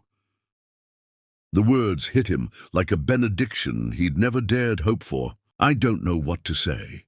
You don't have to say anything. But if you're going to be in my sons' lives in any capacity, you need to understand something fundamental. They don't need you. They want for nothing, not love, not security, not guidance, not support. Manuel provides everything they need and more. If you're going to know them, it has to be because you have something genuine to offer, not because you're trying to fill some void in their lives that doesn't exist. Sydney nodded, understanding that this was both a possibility and a warning. What could I offer them? Honesty, Marilyn said immediately. The truth about mistakes and consequences and the real cost of choosing ambition over love. They're brilliant boys, but they're growing up in a world where everything comes easily. Maybe they could benefit from knowing someone who learned important lessons the hard way. A cautionary tale in human form, Sydney said with a rueful smile that held more self-awareness than she'd ever seen from him. A teacher, Marilyn corrected gently. Which is what you've become, isn't it? Before Sydney could answer, the office door opened and Manuel entered with Scott and Brian flanking him like young princes. The boys had grown in the months since the wedding, taller, more confident, carrying themselves with the easy grace of children who'd never doubted their place in the world. Mom, Scott said, his artist's eye immediately cataloguing the tension in the room. Janet said our biological father was here. Is this about the genetics questions we submitted for our science project? Brian asked, his mathematical mind already calculating probabilities and outcomes. Manuel moved to stand behind Marilyn's chair, his hands settling on her shoulders in a gesture of support that spoke of years of partnership and absolute trust. At 45, he was more handsome than ever, success and happiness having given him the kind of confidence that made other men look diminished by comparison. "Boys," Marilyn said gently, "Mr. Potter came to see me about the Scholarship Foundation. But since you're here, perhaps you'd like to ask him those questions directly." Scott and Brian exchanged one of their wordless twin communications before approaching. Sydney, with the same polite curiosity they'd shown at the wedding. They weren't nervous or excited or angry, just intellectually engaged with a problem that interested them. "We've been studying inherited traits versus environmental influences," Scott said, settling into a chair across from Sydney with perfect posture. "We wanted to know about your family medical history and genetic predispositions. Also your educational background and career trajectory," Brian added, pulling out a small notebook with the efficiency of someone conducting a formal interview. "We're comparing your path to Dad's to understand different models of success." The casual way Brian referred to Manuel as Dad, not stepfather or adoptive father, just Dad, made Sydney's chest tighten with an emotion he couldn't name. These boys had never needed him, had never wondered about him, had never felt his absence as loss, because their lives had been so full of love. "I'd be happy to answer your questions," Sydney said, and meant it with a sincerity that surprised him. "Though I should warn you that my path to success wasn't nearly as admirable as your father's." "That's why it's interesting," Scott said, with the wisdom of an artist who understood that flawed subjects often made the best studies. "Dad's path was pretty straightforward. He identified problems, created solutions, and helped people. Your path involved more complicated choices. Suboptimal decision-making," Brian clarified with devastating accuracy. "We want to understand the psychological and economic factors that led to those choices." Manuel laughed softly, the sound carrying genuine warmth. "Your sons have no respect for emotional complexity. Marilyn, they get that from me," she said, smiling at her husband with the easy affection that still made Sydney's absence feel like the gift it had turned out to be. For the next hour, Scott and Brian conducted what felt like the world's most polite interrogation, asking questions about family medical history, educational choices, career decisions, and the factors that had influenced Sydney's major life choices. They showed no judgment, only curiosity, treating him like a case study rather than a person who'd caused their mother pain. "One final question," Scott said as their interview wound down. "Do you regret leaving our mother?" The question hung in the air like a challenge, though it was asked with genuine curiosity rather than accusation. Sydney looked at these remarkable boys, his biological sons who'd grown up to be everything he might have been if he'd been raised with love instead of ambition, and gave them the truth they deserved. "Every day," he said quietly, "leaving your mother was the stupidest thing I've ever done. She was the best person I've ever known, and I threw away her love because I was too selfish and too scared to recognize its value." "But if you hadn't left," Brian observed with mathematical precision, "we wouldn't have Dad, and Mom wouldn't be as successful as she is now. Your bad decision led to our family's good fortune." The logic was inescapable and somehow comforting. Sydney's worst act had cleared the path for their best life. "That's true," Sydney agreed. "Your mother turned my abandonment into her strength, my cruelty into her kindness, my failure into your family's success. She's remarkable." "We know," Scott said simply. "Everyone knows. That's why we're not angry with you. We're grateful. If you hadn't left, we wouldn't have the family we have now." As the boys gathered their notebooks and prepared to leave, Scott paused by Sydney's chair. "Mr. Potter, if you want to know us better, you could come to our school science fair next month. We're presenting our research on genetic inheritance versus environmental factors. You're part of our data set." "I'd like that very much," Sydney said, his voice thick with emotion he didn't try to hide. After the boys left with Manuel, who nodded politely to Sydney but said nothing, his silence more powerful than any words could have been, Marilyn and Sydney sat alone once more. They're extraordinary, Sydney said finally. Yes, they are. And they know exactly who they are and where they belong. That's what love does. It creates security so complete that even meeting the man who abandoned them becomes just another interesting experience.